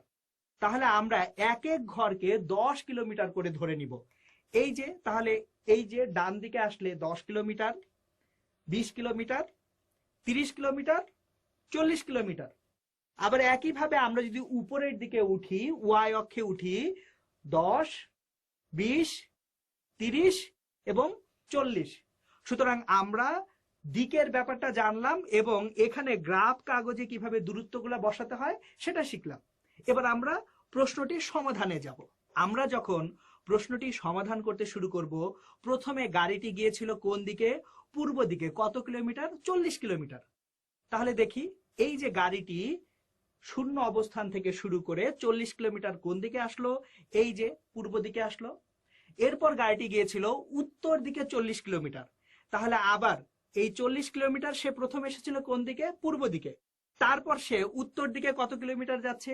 40 কিলোমিটার। এরপর গাড়িটি দিক পরিবর্তন করে পশ্চিম দিকে 30 কিলোমিটার যাবে। তাহলে এই যে পশ্চিম দিকে যাচ্ছে 30 কিলোমিটার। এরপর গাড়িটি দক্ষিণ দিকে 30 কিলোমিটার যাবে। তাহলে দক্ষিণ দিকে নামলো সে 30 কিলোমিটার। তারপর আবার পূর্ব দিকে সে যাবে 20 কিলোমিটার, উত্তর দিকে যাবে 20 কিলোমিটার, পশ্চিম দিকে যাবে 10 কিলোমিটার এবং সর্বশেষে দক্ষিণ দিকে আসবে 10 কিলোমিটার। তাহলে গাড়িটি এই যে যাত্রার শুরুর বিন্দু ও যে বিন্দুটি আছে সেখান থেকে সে পি বিন্দুতে এসে পৌঁছালো। তাহলে সরণ কত হবে? ও থেকে পি পর্যন্ত এই যে দূরত্বটি, এটি হচ্ছে সরণের মান। এবং দিক কোন দিকে হবে? দিক হবে তাহলে এই যে খেয়াল করে দেখো আমাদের ডান দিকটা কি দিক? ডান দিকটা হচ্ছে পূর্ব দিক, আর সোজা উপরের দিক কি? উত্তর দিক। তাহলে পূর্ব উত্তরের মাঝখান বরাবর বস্তুটা পি বিন্দু পর্যন্ত এসেছে। এখন স্মরণের মানটি কত সেটি আমরা বের করতে শিখব। আমাদের স্মরণের মানটা বের করার জন্য আমরা একটা ত্রিভুজ আঁকবো, OPM ত্রিভুজ। তাহলে চিত্র থেকে দেখতে পাচ্ছি এটি একটি সমকোণী ত্রিভুজ, আর সমকোণী ত্রিভুজে আমরা পিথাগোরাসের সূত্রটা ব্যবহার করতে পারি। ওপি এখানে কি? অতিভুজ। তাহলে আমরা জানি অতিভুজ স্কোয়ার ইকুয়ালস টু ভূমি স্কোয়ার প্লাস লম্ব স্কোয়ার। সুতরাং এই যে এখানে অতিভুজ হচ্ছে ওপি, তাহলে ওপি স্কোয়ার সমান কি পাচ্ছি? ভূমি ওএম স্কোয়ার প্লাস লম্ব এমপি স্কোয়ার। এখন ও এম এটার মান কত? কয়টা ঘর? দুইটা ঘর। দুইটা ঘর মানে কত কিলোমিটার? 20 কিলোমিটার। এমপি কয়টা ঘর? দুটো ঘর। দুটো ঘরের মান কত? আরো 20 কিলোমিটার। সুতরাং ওএম স্কোয়ার এটা হচ্ছে 20 স্কোয়ার এবং MP square equals to 20 square.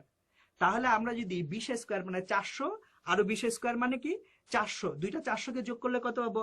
800 পাবো। তাহলে ওপি কে যদি আমি বর্গমূল করে দেই √800 পাবো। এখানে একটি জিনিস লক্ষণীয়, আমরা কিন্তু এখানে প্লাস মাইনাস চিহ্ন ব্যবহার করিনি। কেন করিনি? কারণ আমরা জানি যে দূরত্বটা আছে সেই দূরত্ব সবসময় কি হয়? ধনাত্মক হয়। আমরা কিন্তু এখানে ও থেকে পি বিন্দুর দূরত্বটুকু বের করছি, আমরা এখানে মানটুকু বের করছি, এবং মানটা ঋণাত্মক হবে না বলে আমরা এখানে √এর আগে কোনো প্লাস মাইনাস চিহ্ন দেইনি, শুধুমাত্র ধনাত্মক মানটুকু নিয়েছি আমরা। তাহলে ওপি এর মানটা আসছে কত? 28.28 কিলোমিটার। সুতরাং আমরা এই পুরো অংশটুকু থেকে বলতে পারি যে আমার গাড়িটি যাত্রার শুরু থেকে তার সরণ হয়েছিল কত? 28.28 কিলোমিটার। কোন দিকে সরণ হয়েছিল? উত্তর এবং পূর্ব দিকের মাঝামাঝি বরাবর গাড়িটির সরণ হয়েছিল। আমরা এরপর আজকে দ্রুতি এবং বেগের বিস্তারিত আলোচনা করব। দ্রুতি এবং বেগ বোঝার জন্য আমাদের প্রথমেই যেটা বুঝতে হবে সেটা হচ্ছে একটা বস্তুর অবস্থান এবং তার সরণ, যেটা আমরা শুরুতেই পড়ে এসেছি। এখন দ্রুতি সময়ের সঙ্গে দূরত্বের পরিবর্তনের হারকে নির্দেশ করে। উদাহরণস্বরূপ যদি ধরা যায় তুমি 20 সেকেন্ডে 100 মিটার দূরত্ব অতিক্রম করে থাকো, তাহলে তোমার দ্রুতি হচ্ছে ভি। এবং এই ভি এর মানটি তাহলে কিভাবে আসবে? তুমি 20 সেকেন্ডে 100 মিটার দূরত্ব অতিক্রম করেছো, সংজ্ঞা কি দিয়েছি? সময়ের সঙ্গে অবস্থানের বা দূরত্বের পরিবর্তনের হার হচ্ছে দ্রুতি। তাহলে এই 100 মিটারকে আমরা যদি 20 সেকেন্ড দিয়ে ভাগ করে দেই তাহলে আমরা কি পাবো? দ্রুতি পাবো। সুতরাং এই যে দ্রুতি V equals to 100 divided by 20, এককটি কি হচ্ছে? Metre per second. তার মানে তুমি প্রতি সেকেন্ডে 5 মিটার করে যাচ্ছ, এটি হচ্ছে তোমার দ্রুতি। এবার দ্রুতির যদি আমরা মাত্রা দেখতে চাই, দ্রুতির মাত্রাটা হচ্ছে LT-1। কেন? কারণ মিটার দৈর্ঘ্যের জন্য মাত্রা কি? L, সময়ের মাত্রা কি? T। তাহলে মিটার পার সেকেন্ড এটা ছিল আমার একক, আর মাত্রা হচ্ছে LT-1। দ্রুতি ছিল স্কেলার রাশি, কিন্তু যখন আমরা বেগের আলোচনায় আসব, বেগ হচ্ছে ভেক্টর রাশি। এখন যেহেতু বেগ হচ্ছে ভেক্টর রাশি, তাহলে বেগ সময়ের সঙ্গে সরণের পরিবর্তনের হার নির্দেশ করবে। এখন উদাহরণস্বরূপ বলা যায়, ধরো 20 সেকেন্ডে কোনো নির্দিষ্ট দিকে তোমার অবস্থানের পরিবর্তন হচ্ছে 50 মিটার। তাহলে তোমার বেগের মান কত হবে? তোমার বেগের মান হবে 50 metre by 20 second equals to 2.5 metre per second. এখন যেহেতু এই বেগ একটা ভেক্টর রাশি, তাই তোমাকে অবশ্যই বলে দিতে হবে তুমি কোন দিকে যাচ্ছিলে। ধরো তুমি 20 সেকেন্ড ধরে সাইকেল চালিয়েছো, যখন দ্রুতির কথা বলবে তখন তোমাকে বলার দরকার নেই তুমি কোন দিকে সাইকেল চালিয়েছো, কিন্তু যখন বেগের কথা আসবে তখন অতি অবশ্যই তোমাকে বলে দিতে হবে তুমি কোন দিকে সাইকেল চালিয়ে গিয়েছো। দ্রুতির মতোই বেগের মাত্রাও একই, এবং সেটি হচ্ছে LT-1। এখন আমরা যদি শুধুমাত্র রৈখিক গতি বিবেচনা করি, তাহলে বেগ আর দ্রুতির মাঝে কোনো পার্থক্য নেই, বেগের মানটি হচ্ছে দ্রুতি। এবার এই ঘটনাটি আমরা একটু দেখব ভিন্নভাবে। আমরা যদি রৈখিক গতিতে না থাকি, আমরা যদি আঁকা বাঁকা গতিতে থাকি, তখন দ্রুতি এবং বেগ এই দুটোর মান যে ভিন্ন হয়ে যাচ্ছে সেটি এখন একটু দেখব। আমরা ক্লাসের শুরুর দিকে আজকে স্মরণ এবং দূরত্ব বোঝানোর জন্য এই চিত্রটি ব্যবহার করেছিলাম। একই চিত্রটা আমরা ব্যবহার করব কি বোঝানোর জন্য? দ্রুতি এবং বেগের মান ভিন্ন হওয়া বোঝানোর জন্য। ধরা যাক সাইকেলে এ থেকে বি অবস্থানে আসতে তোমার সময় লেগেছে 20 মিনিট। তাহলে তোমার গড় দ্রুতি হচ্ছে অতিক্রান্ত দূরত্ব ডিভাইডেড বাই সময়। খেয়াল করে দেখো, আমরা কিন্তু গড় দ্রুতি শব্দটা ব্যবহার করছি, আমরা কিন্তু দ্রুতি শব্দটি ব্যবহার করিনি। এখন এই যে গড় দ্রুতির মান, সেটি হচ্ছে কত দূরত্ব অতিক্রম করেছিলে তুমি? 4 কিলোমিটার। কত সময়ে? 20 মিনিট সময়ে। এখন আমরা কিলোমিটারকে আগে মিটারে প্রকাশ করব 1000 দিয়ে গুণ করে, আর মিনিটকে সেকেন্ডে প্রকাশ করব 60 দিয়ে গুণ করে। তাহলে আমরা এখান থেকে 4000কে 1200 দিয়ে ভাগ করলে যেটা পাবো সেটা হচ্ছে 3.33 মিটার পার সেকেন্ড। তার মানে আমাদের যে দ্রুতির মান, সেই দ্রুতির মানটা হচ্ছে 3.33 মিটার পার সেকেন্ড। এখন একটু খেয়াল করে দেখো, আমরা দ্রুতি শব্দটি ব্যবহার না করে গড় দ্রুতি শব্দটি ব্যবহার করছি। কেন? কারণ হচ্ছে তুমি যখন সাইকেল চালাচ্ছ তখন কিন্তু সব সময় একই দ্রুতিতে সাইকেল চালাওনি। কখনো তুমি জোরে চালিয়েছো, কখনো তুমি আস্তে চালিয়েছো। তাহলে তাৎক্ষণিক দ্রুতি বলতে আমরা বুঝবো যে কোনো মুহূর্তের দ্রুতি। এখন আমরা 20 মিনিট সময় ধরে তাৎক্ষণিক দ্রুতি বলতে পারছি না, কারণ এই 20 মিনিট সময়ে তুমি কখনো জোরে গিয়েছো, কখনো আস্তে গিয়েছো। এই কারণে একটা লম্বা সময় জুড়ে যদি গতি থাকে তখন আমরা গড় দ্রুতি শব্দটা ব্যবহার করি। আমরা যখন বেগ বের করব তখন কিন্তু আমাদেরকে সরণ দেখতে হবে। তাহলে এ থেকে বি পর্যন্ত যখন আমরা বেগ নির্দেশ করব তখন গড় দ্রুতির মতোই আমরা গড় বেগের মানটিকে নির্দেশ করব। এখন গড় বেগ কোথা থেকে পাবো? সরণের মানকে আমরা যদি সময় দ্বারা ভাগ করি তাহলে আমরা গড় বেগ পাবো। খেয়াল করে দেখো, এ থেকে বি পর্যন্ত সাইকেল চালিয়ে 20 মিনিটে যে সরণ হয়েছে সেই সরণের মান কত? 3 কিলোমিটার। তাহলে আমার সরণের মান যদি হয় 3 কিলোমিটার, কত সময়ে? 20 মিনিট সময়ে। সেক্ষেত্রে আমার গড় বেগের মান কোথা থেকে পাবো? এই 3 কিলোমিটারকে সময় 20 মিনিট দিয়ে ভাগ করলে পাবো। এখন কিলোমিটারকে আমরা মিটারে প্রকাশ করব 1000 দিয়ে গুণ করে, আর মিনিটকে সেকেন্ডে প্রকাশ করব 60 দিয়ে গুণ করে। তাহলে আমরা এখান থেকে গড় বেগের যে মান পাচ্ছি সেটা 2.5 মিটার পার সেকেন্ড। এইবার একটু খেয়াল করে দেখো, গড় দ্রুতির মান কত ছিল? 3.33 মিটার পার সেকেন্ড, আর গড় বেগের মান আসতেছে কত? 2.5 মিটার পার সেকেন্ড। সুতরাং গড় দ্রুতির মান থেকে এখানে গড় বেগের মানটা কি আসলো? কম আসলো। এবার পথ যদি আঁকাবাঁকা না হয়ে সোজা হতো তাহলে গড় বেগের মান আর গড় দ্রুতি দুটোই কি হতো? সমান হতো। আমাদের এই উদাহরণে তুমি যদি সবসময় একই গতিতে সাইকেল চালিয়ে যেতে তাহলে আমরা বলতাম তুমি সুষম দ্রুতিতে সাইকেল চালিয়ে এসেছো। যখন কোনো কিছু সুষম দ্রুতিতে যায় তখন তার তাৎক্ষণিক দ্রুতি এবং গড় দ্রুতির মান একই হয়। শিক্ষার্থী বন্ধুরা, লক্ষ্য করে দেখো, পথটি যেহেতু আঁকা বাঁকা তাই এই পথে গেলে ক্রমাগত তোমার দিক পরিবর্তন হয়ে যাচ্ছে। তাই এই পথে তুমি সুষম দ্রুতিতে গেলেও সুষম বেগে কখনো যেতে পারবে না। শুধু রৈখিক গতিতে সরল রেখায় গেলেই কেবলমাত্র সুষম বেগে কিংবা সমবেগে যাওয়া সম্ভব। তার মানে আমরা শিখতে পারছি সুষম বেগ হওয়ার জন্য গতিপথটা সরল রৈখিক হওয়া খুব জরুরি। আমরা বেগ এবং দ্রুতির মাঝে সম্পর্কটি আরো ভালো করে বোঝার জন্য আরেকটা উদাহরণ দেখব। দেখো, এখানে একটি বাচ্চা তার হাতে একটি সুতা রেখে সুতার মাথায় একটি পাথরকে বা একটা বস্তুখণ্ডকে বৃত্তাকার পথে ঘোরাচ্ছে। এখন প্রশ্নটা হচ্ছে, পাথরটা কি সমবেগে যাচ্ছে নাকি সমদ্রুতিতে যাচ্ছে, নাকি পাথরটা সমদ্রুতি এবং সমবেগে যাচ্ছে?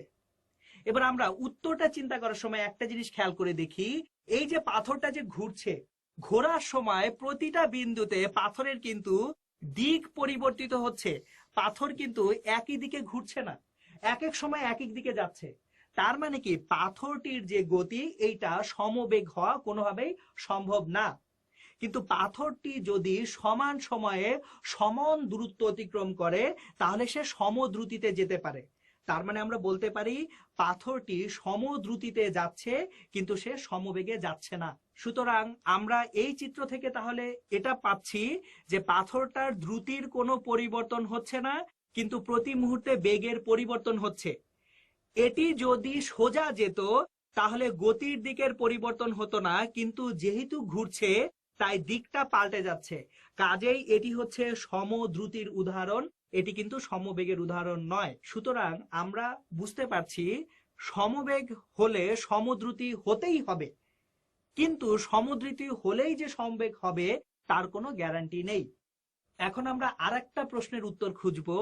পাথরটিকে হঠাৎ ছেড়ে দিলে বা দড়িটি যদি হঠাৎ ছিঁড়ে যায় তাহলে সেটা কি সমবেগ এবং সমদ্রুতিতে যাবে? উত্তরটি হচ্ছে হ্যাঁ। পাথরটি যদি হঠাৎ ছেড়ে দিই আমরা বা দড়িটা যদি হঠাৎ ছিঁড়ে যায় তাহলে পাথরটি সোজা সমবেগে এবং সমদ্রুতিতে ছুটে যাবে। বাতাসের ঘর্ষণ, মধ্যাকর্ষণ বল এসব যদি না থাকতো তাহলে সমবেগ এবং সমদ্রুতিতে পাথরটি যেতেই থাকতো। সুপ্রিয় শিক্ষার্থীরা, তাহলে আমরা আজকের ক্লাস থেকে কি কি শিখলাম? আমরা আজকের ক্লাস থেকে দূরত্ব এবং সরণ কাকে বলে তাদের মধ্যে পার্থক্যগুলো শিখলাম। আমরা সরণ কিভাবে নির্ণয় করা যায় তার একটি গাণিতিক সমস্যার সমাধান করতে শিখলাম। আমরা দ্রুতি এবং বেগের সংজ্ঞা এবং দ্রুতি এবং বেগের মধ্যে পার্থক্য করতে শিখলাম।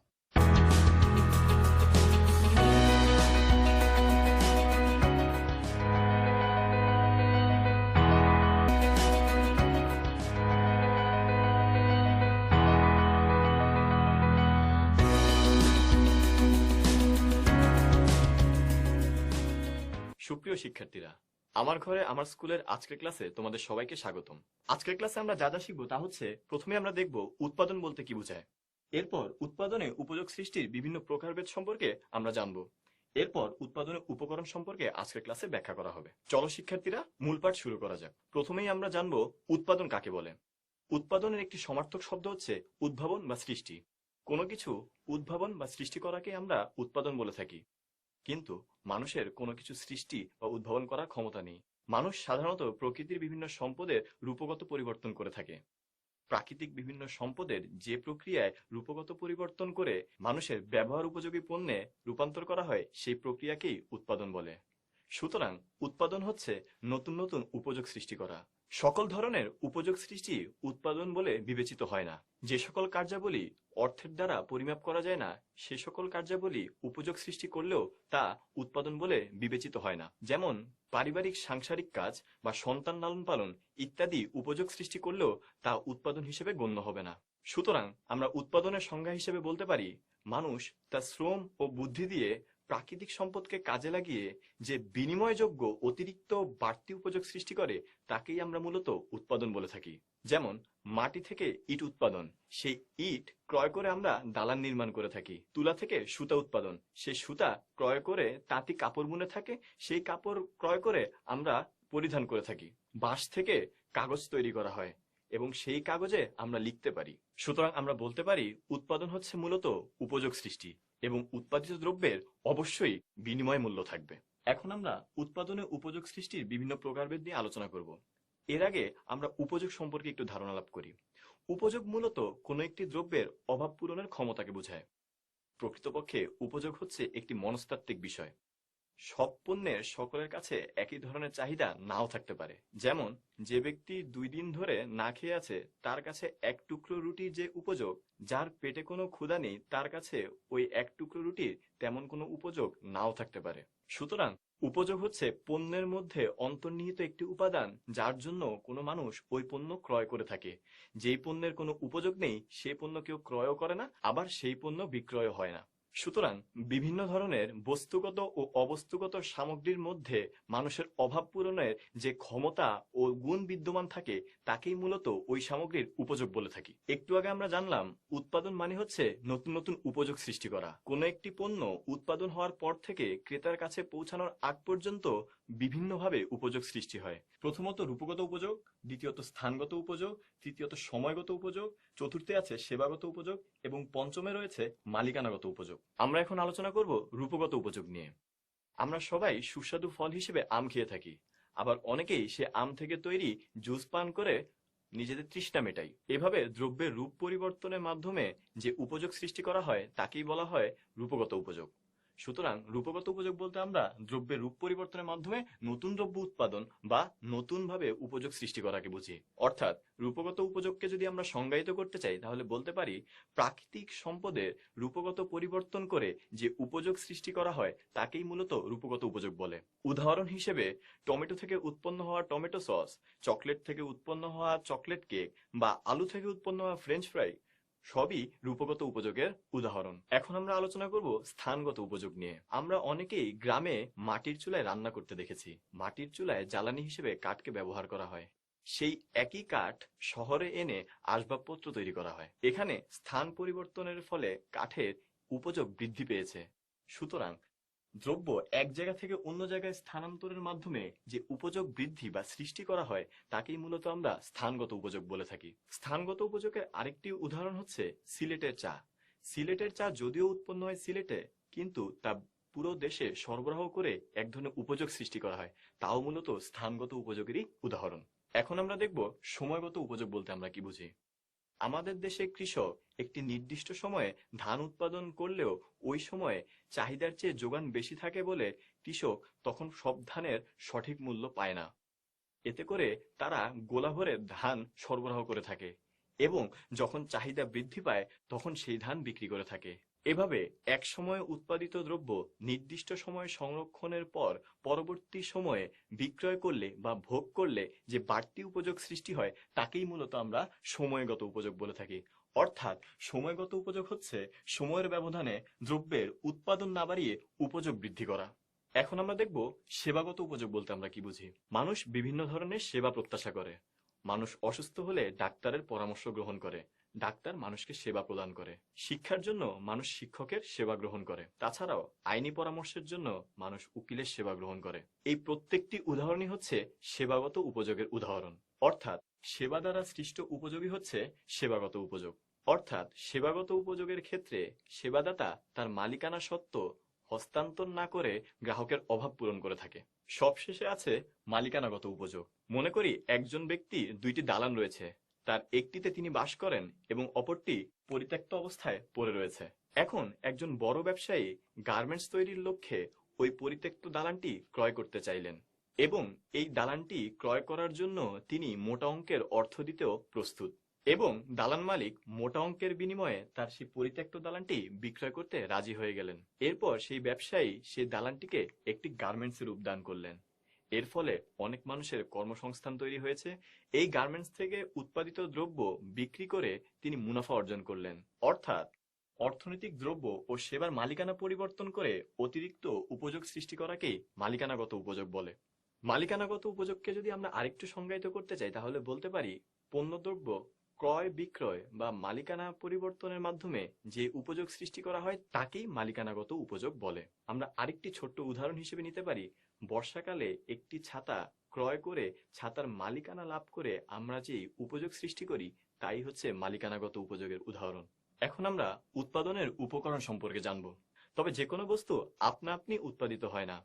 উৎপাদনের জন্য কতগুলো উপাদান বা উপকরণের প্রয়োজন হয়। যেমন ফসল উৎপাদন করতে হলে ভূমি থাকলেই চলে না, সাথে শ্রম, মূলধন বা সংগঠনের প্রয়োজন হয়। আবার কারখানায় উৎপাদন করতে হলে শুধু মূলধন থাকলেই চলে না, ভূমি, শ্রম ও সংগঠনের প্রয়োজন। অর্থনীতির দৃষ্টিকোণ থেকে উৎপাদনের জন্য প্রয়োজনীয় দ্রব্য বা সেবাকর্মকে আমরা উৎপাদনের উপকরণ বলে থাকি। উৎপাদনের উপকরণ মূলত 4 ধরনের। উপকরণগুলো হচ্ছে ভূমি, শ্রম, মূলধন এবং সংগঠন। এর মধ্যে কোনো কোনোটি প্রাকৃতিক এবং কোনো কোনোটি অপ্রাকৃতিক। উপকরণের সাহায্যে পণ্য বা সেবা রূপগত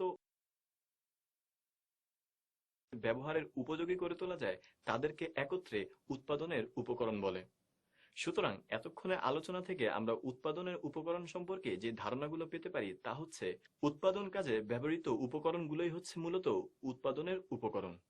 উৎপাদনের উপকরণ প্রাকৃতিকও হতে পারে, অপ্রাকৃতিকও হতে পারে এবং উৎপাদনের উপকরণগুলোর একটি ব্যবহারিক মূল্য থাকে। এখন আমরা উৎপাদনের প্রথম উপকরণ ভূমি নিয়ে আলোচনা করব। সাধারণ অর্থে ভূমি বলতে পৃথিবীর ভূপৃষ্ঠ বা স্থলভাগকে বোঝায়, কিন্তু অর্থনীতির দৃষ্টিকোণে ভূমি বলতে উৎপাদনে সাহায্য করে এমন সব প্রাকৃতিক সম্পদকেই বোঝায়। অর্থাৎ জমি, মাটি, বনজ ও জলজ সম্পদ, সূর্যকিরণ, বৃষ্টিপাত ইত্যাদি সবই হচ্ছে ভূমির উদাহরণ। অর্থনীতিবিদ আলফ্রেড মার্শাল বলেন, ভূমি বলতে প্রকৃতি প্রদত্ত উপাদান বা শক্তিকে বোঝায় যা প্রকৃতি মানুষের সাহায্যের জন্য মুক্ত হস্তে দান করেছে। সুতরাং যে সকল প্রাকৃতিক সম্পদ যার বিনিময় মূল্য রয়েছে, যা মানুষের দৈনন্দিন প্রয়োজনে ব্যবহৃত হয় এবং উৎপাদন ও ভোগের অন্যতম উপাদান হিসেবে কাজ করে, তাকেই মূলত ভূমি বলা হয়। এখন আমরা ভূমির বিভিন্ন বৈশিষ্ট্য নিয়ে আলোচনা করব। প্রথমেই ভূমিকে বলা হয় প্রকৃতির দান, কারণ সৃষ্টিকর্তা আমাদের বিভিন্ন প্রাকৃতিক সম্পদ অবাধে দান করেছেন, যার উপরে ভিত্তি করে আমরা বেঁচে আছি, যেমন মাটি, পানি, বনজ ও জলজ সম্পদ, আবহাওয়া, জলবায়ু ইত্যাদি। যেহেতু ভূমি হচ্ছে প্রকৃতির দান এবং মানব সৃষ্ট নয়, সুতরাং ভূমির কোনো উৎপাদন খরচ নেই। ভূমির পরবর্তী বৈশিষ্ট্য হচ্ছে পৃথিবীতে ভূমির পরিমাণ নির্দিষ্ট। পৃথিবীতে মোট স্থলভাগের পরিমাণ 29%। এই স্থলভাগের পরিমাণ বাড়ানোও যাবে না, কমানোও যাবে না। আমরা চাইলেই সমুদ্র ভরাট করে ভূমির পরিমাণ বৃদ্ধি করতে পারি না। ভূমির এর পরের বৈশিষ্ট্য হচ্ছে ভূমি হচ্ছে পৃথিবীর সবচেয়ে আদিম ও অক্ষয় উপাদান। অধ্যাপক ডেভিড রিকার্ডোর মতে ভূমির উর্বরা শক্তি আদিম ও অবিনশ্বর, কিন্তু তার এই ধারণাটি পুরোপুরি সত্য নয়। কেননা অন্যান্য প্রাকৃতিক সম্পদের মতো ভূমিরও উৎপাদন ক্ষমতা হ্রাস পায়। যেমন একই জমি বারবার কর্ষণের ফলে ভূমির উর্বরা শক্তি হ্রাস পায়। তবে উৎপাদনের অন্যান্য উপকরণের তুলনায় ভূমি অবিনশ্বর। ভূমির পরবর্তী বৈশিষ্ট্যটি হচ্ছে ভূমিকে নিষ্ক্রিয় উৎপাদনের উপকরণ বলা হয়। অর্থাৎ শুধু ভূমি থাকলেই চলবে না, শ্রমের সাহায্যে ভূমিতে উৎপাদন হয়ে থাকে। ভূমির পরবর্তী বৈশিষ্ট্যটি হচ্ছে গুণগত ভিন্নতা। ভূমির গুণগত ভিন্নতা বলতে বোঝায় বিভিন্ন জায়গার মাটির উর্বরা শক্তি বিভিন্ন হয়ে থাকে। যেমন রাজশাহী জেলার মাটি আম উৎপাদনের জন্য যে পরিমাণ উপযোগী, বাংলাদেশের অন্যান্য জেলার মাটি আম উৎপাদনের জন্য ততটা উপযোগী নয়। সুতরাং বিভিন্ন জায়গার জমি বিভিন্ন ধরনের উর্বরা শক্তি সম্পন্ন হয়ে থাকে। ভূমির পরবর্তী বৈশিষ্ট্যটি হচ্ছে ভূমিকে বহুবিধ ব্যবহার করা হয়। পৃথিবীর জনসংখ্যা প্রতিনিয়ত বৃদ্ধি পাচ্ছে, কিন্তু ভূমি বৃদ্ধি পাচ্ছে না। মানুষ তার প্রয়োজন মেটানোর জন্য এই ভূমির বহুবিধ এবং বিকল্প ব্যবহার করে থাকে। যেমন একটি জমিতে ধান চাষ করা গেলেও প্রয়োজনের তাগিদে কেউ ওই জমিতে ধান ভাঙার কলস স্থাপন করতে পারে। এভাবে ভূমির বিকল্প বা বহুবিধ ব্যবহার আমরা প্রত্যক্ষ করতে পারি। শ্রম বলতে আমরা মূলত কায়িক পরিশ্রমকে বুঝি, কিন্তু অর্থনীতির ভাষায় উৎপাদন কাজে ব্যবহৃত মানুষের সব ধরনের শারীরিক ও মানসিক পরিশ্রমকেই শ্রম বলা হয়। অর্থাৎ বলা যায় একজন কৃষক বা রিক্সা চালকের কায়িক পরিশ্রম যেমন শ্রম, তেমনি ডাক্তারের সেবাদান বা শিক্ষকের পাঠদানও এক ধরনের শ্রম, তা হচ্ছে বুদ্ধিজাত শ্রম। কিন্তু অর্থনীতির ভাষায় উৎপাদন কাজে ব্যবহৃত মানুষের সব ধরনের শারীরিক ও মানসিক পরিশ্রমকেই শ্রম বলে। যেমন চাষির কায়িক শ্রম, শিক্ষকের শিক্ষাদান, ডাক্তারের সেবা, উকিলের পরামর্শ ইত্যাদি। তো এখান থেকে আমরা বুঝতে পারি চাষি বা রিক্সা চালকের কায়িক পরিশ্রম যেমন শ্রম, তেমনি ডাক্তারের সেবাদান বা শিক্ষকের পাঠদানও এক ধরনের শ্রম, যাকে আমরা বুদ্ধিজাত শ্রম বলে থাকি। এখন আমরা শ্রমের বিভিন্ন বৈশিষ্ট্য নিয়ে আলোচনা করব। প্রথমেই শ্রমকে বলা হয় সক্রিয় উৎপাদনের উপকরণ। এর মানে হচ্ছে উৎপাদন কর্মকাণ্ডে শ্রম সক্রিয় ভূমিকা পালন করে থাকে। শ্রমের দ্বিতীয় বৈশিষ্ট্যটি হচ্ছে শ্রম গতিশীল। অর্থাৎ কোনো একজন শ্রমিক চাইলেই এক জায়গা থেকে আরেক জায়গায় গিয়ে বা এক পেশা থেকে আরেক পেশা পরিবর্তন করে তার শ্রমের যোগান দিতে পারে। শ্রমের তৃতীয় বৈশিষ্ট্যটি হচ্ছে কর্মদক্ষতার পার্থক্য। কোনো একজন শ্রমিকের কোনো একটি কাজ করতে যে পরিমাণ সময় লাগে, অপর একজন শ্রমিক অভিজ্ঞতা ও প্রশিক্ষণলব্ধ জ্ঞান দ্বারা ওই কাজটি আরো তাড়াতাড়ি করতে পারে। এর দ্বারা আমরা বলতে পারি ওই শ্রমিকটি পূর্বের শ্রমিক অপেক্ষা বেশি দক্ষ, তার মানে তার কর্মদক্ষতা বেশি। শ্রমের পরবর্তী বৈশিষ্ট্যটি হচ্ছে শ্রম ও শ্রমিক অবিচ্ছেদ। অর্থাৎ শ্রমিকের কাছ থেকে শ্রমকে আলাদা করা যায় না। ভূমি ও ভূমির মালিক, মূলধন ও মূলধনের মালিক স্বতন্ত্র, কিন্তু শ্রম ও শ্রমিক দুইটি হচ্ছে অবিচ্ছেদ। শ্রমিকের কাছ থেকে কখনোই শ্রমকে আলাদা করা যায় না। শ্রমের পরবর্তী বৈশিষ্ট্যটি হচ্ছে শ্রম ক্ষণস্থায়ী। অর্থাৎ শ্রমকে সঞ্চয় করা সম্ভব নয়। উৎপাদনের অন্যান্য উপকরণ যেমন ভূমি বা মূলধন সঞ্চয় করা গেলেও শ্রমকে সঞ্চয় করে রাখা সম্ভব নয়। পরিশেষে বলা যায় শ্রমের উৎস হলো মানুষ। শ্রমকে শারীরিক, মানসিক, জীবন্ত ও সক্রিয় উপাদান হিসেবে বিবেচনা করা হয়। তাই শ্রমকে একটি মানবিক উপাদান বলা হয়ে থাকে। এখন আমরা উৎপাদনের তৃতীয় উপকরণ মূলধন নিয়ে আলোচনা করব। সাধারণত মূলধন বলতে টাকা পয়সা বা অর্থকে বোঝায়, কিন্তু অর্থনীতিতে মূলধন একটু ব্যাপক অর্থে ব্যবহৃত হয়। মূলধনকে বলা হয় মানুষ কর্তৃক উৎপাদিত উৎপাদনের উপকরণ। অর্থাৎ মূলধন হচ্ছে মানুষের সম্পদের যে অংশ যা বর্তমানে ভোগ না করে ভবিষ্যতে সম্পদ বা আয় সৃষ্টিতে ব্যবহার করা হয়। সুতরাং মূলধনের উদাহরণ হিসেবে আমরা যন্ত্রপাতি, কাঁচামাল, কারখানা ইত্যাদিকে গণ্য করে থাকি। এখন আমরা মূলধনের বিভিন্ন বৈশিষ্ট্য নিয়ে আলোচনা করব।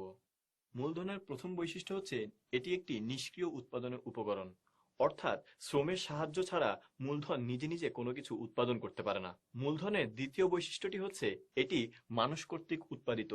একটু আগে আমরা যে উদাহরণগুলো দেখলাম, যন্ত্রপাতি, কাঁচামাল, কারখানা, এবং এই প্রত্যেকটি মানুষ দ্বারা নির্মিত। মূলধনকে উৎপাদিত উৎপাদনের উপকরণ বলা হয়ে থাকে। এটি ভূমি বা শ্রমের মতো কোনো মৌলিক উপাদান নয়। এটি উৎপাদন প্রক্রিয়ার মাধ্যমে উৎপাদিত হয়ে পুনরায় অপর একটি উৎপাদন প্রক্রিয়ার মাধ্যমে পণ্য উৎপাদন করে থাকে। মূলধনের পরবর্তী বৈশিষ্ট্যটি হচ্ছে মূলধন স্থানান্তরযোগ্য, অর্থাৎ মূলধনকে আমরা চাইলেই এক স্থান থেকে অন্য স্থানে স্থানান্তর করতে পারি। মূলধনের পরবর্তী বৈশিষ্ট্যটি হচ্ছে মূলধনকে বৃদ্ধি বা হ্রাস করা যায়, অর্থাৎ কোনো একজন কারখানার মালিক চাইলেই তার যন্ত্রপাতি যেমন ক্রয় করতে পারে, তেমনি তার যন্ত্রপাতি বিক্রয় করে দিতে পারে। এভাবে করে মূলধন বৃদ্ধি বা হ্রাস করা যায়।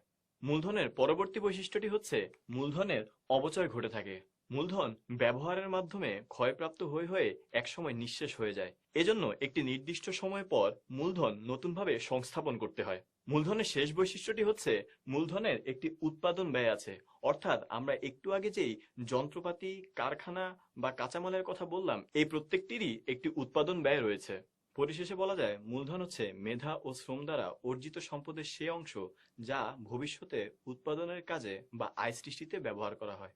এবং মূলধনের সকল বৈশিষ্ট্যকে যদি আমরা একসাথে বলতে চাই তাহলে বলতে পারি মূলধন একটি নিষ্ক্রিয় উৎপাদনের উপকরণ যা মানুষ কর্তৃক উৎপাদিত এবং যাকে আমরা উৎপাদিত উৎপাদনের উপকরণ বলে থাকি। মূলধন যেমন স্থানান্তরযোগ্য, তেমনি মূলধন বৃদ্ধি বা হ্রাস করা যায়। মূলধনের অপচয় ঘটে এবং মূলধন যেহেতু মানুষ কর্তৃক সৃষ্ট, তাই মূলধনের একটি উৎপাদন ব্যয় রয়েছে। উৎপাদনের চতুর্থ এবং শেষ উপাদান হচ্ছে সংগঠন। ভূমি, শ্রম, মূলধন ইত্যাদি উপকরণের মধ্যে উপযুক্ত সমন্বয় ঘটিয়ে উৎপাদন কাজ পরিচালনা করাকেই আমরা সংগঠন বলে থাকি। আর এই সমন্বয়কারীকে আমরা উদ্যোক্তা বলে থাকি।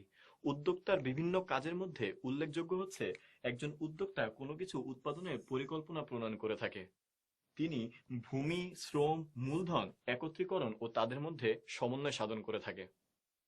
তিনি ঝুঁকি নিয়ে উৎপাদন কাজ পরিচালনা করে থাকে।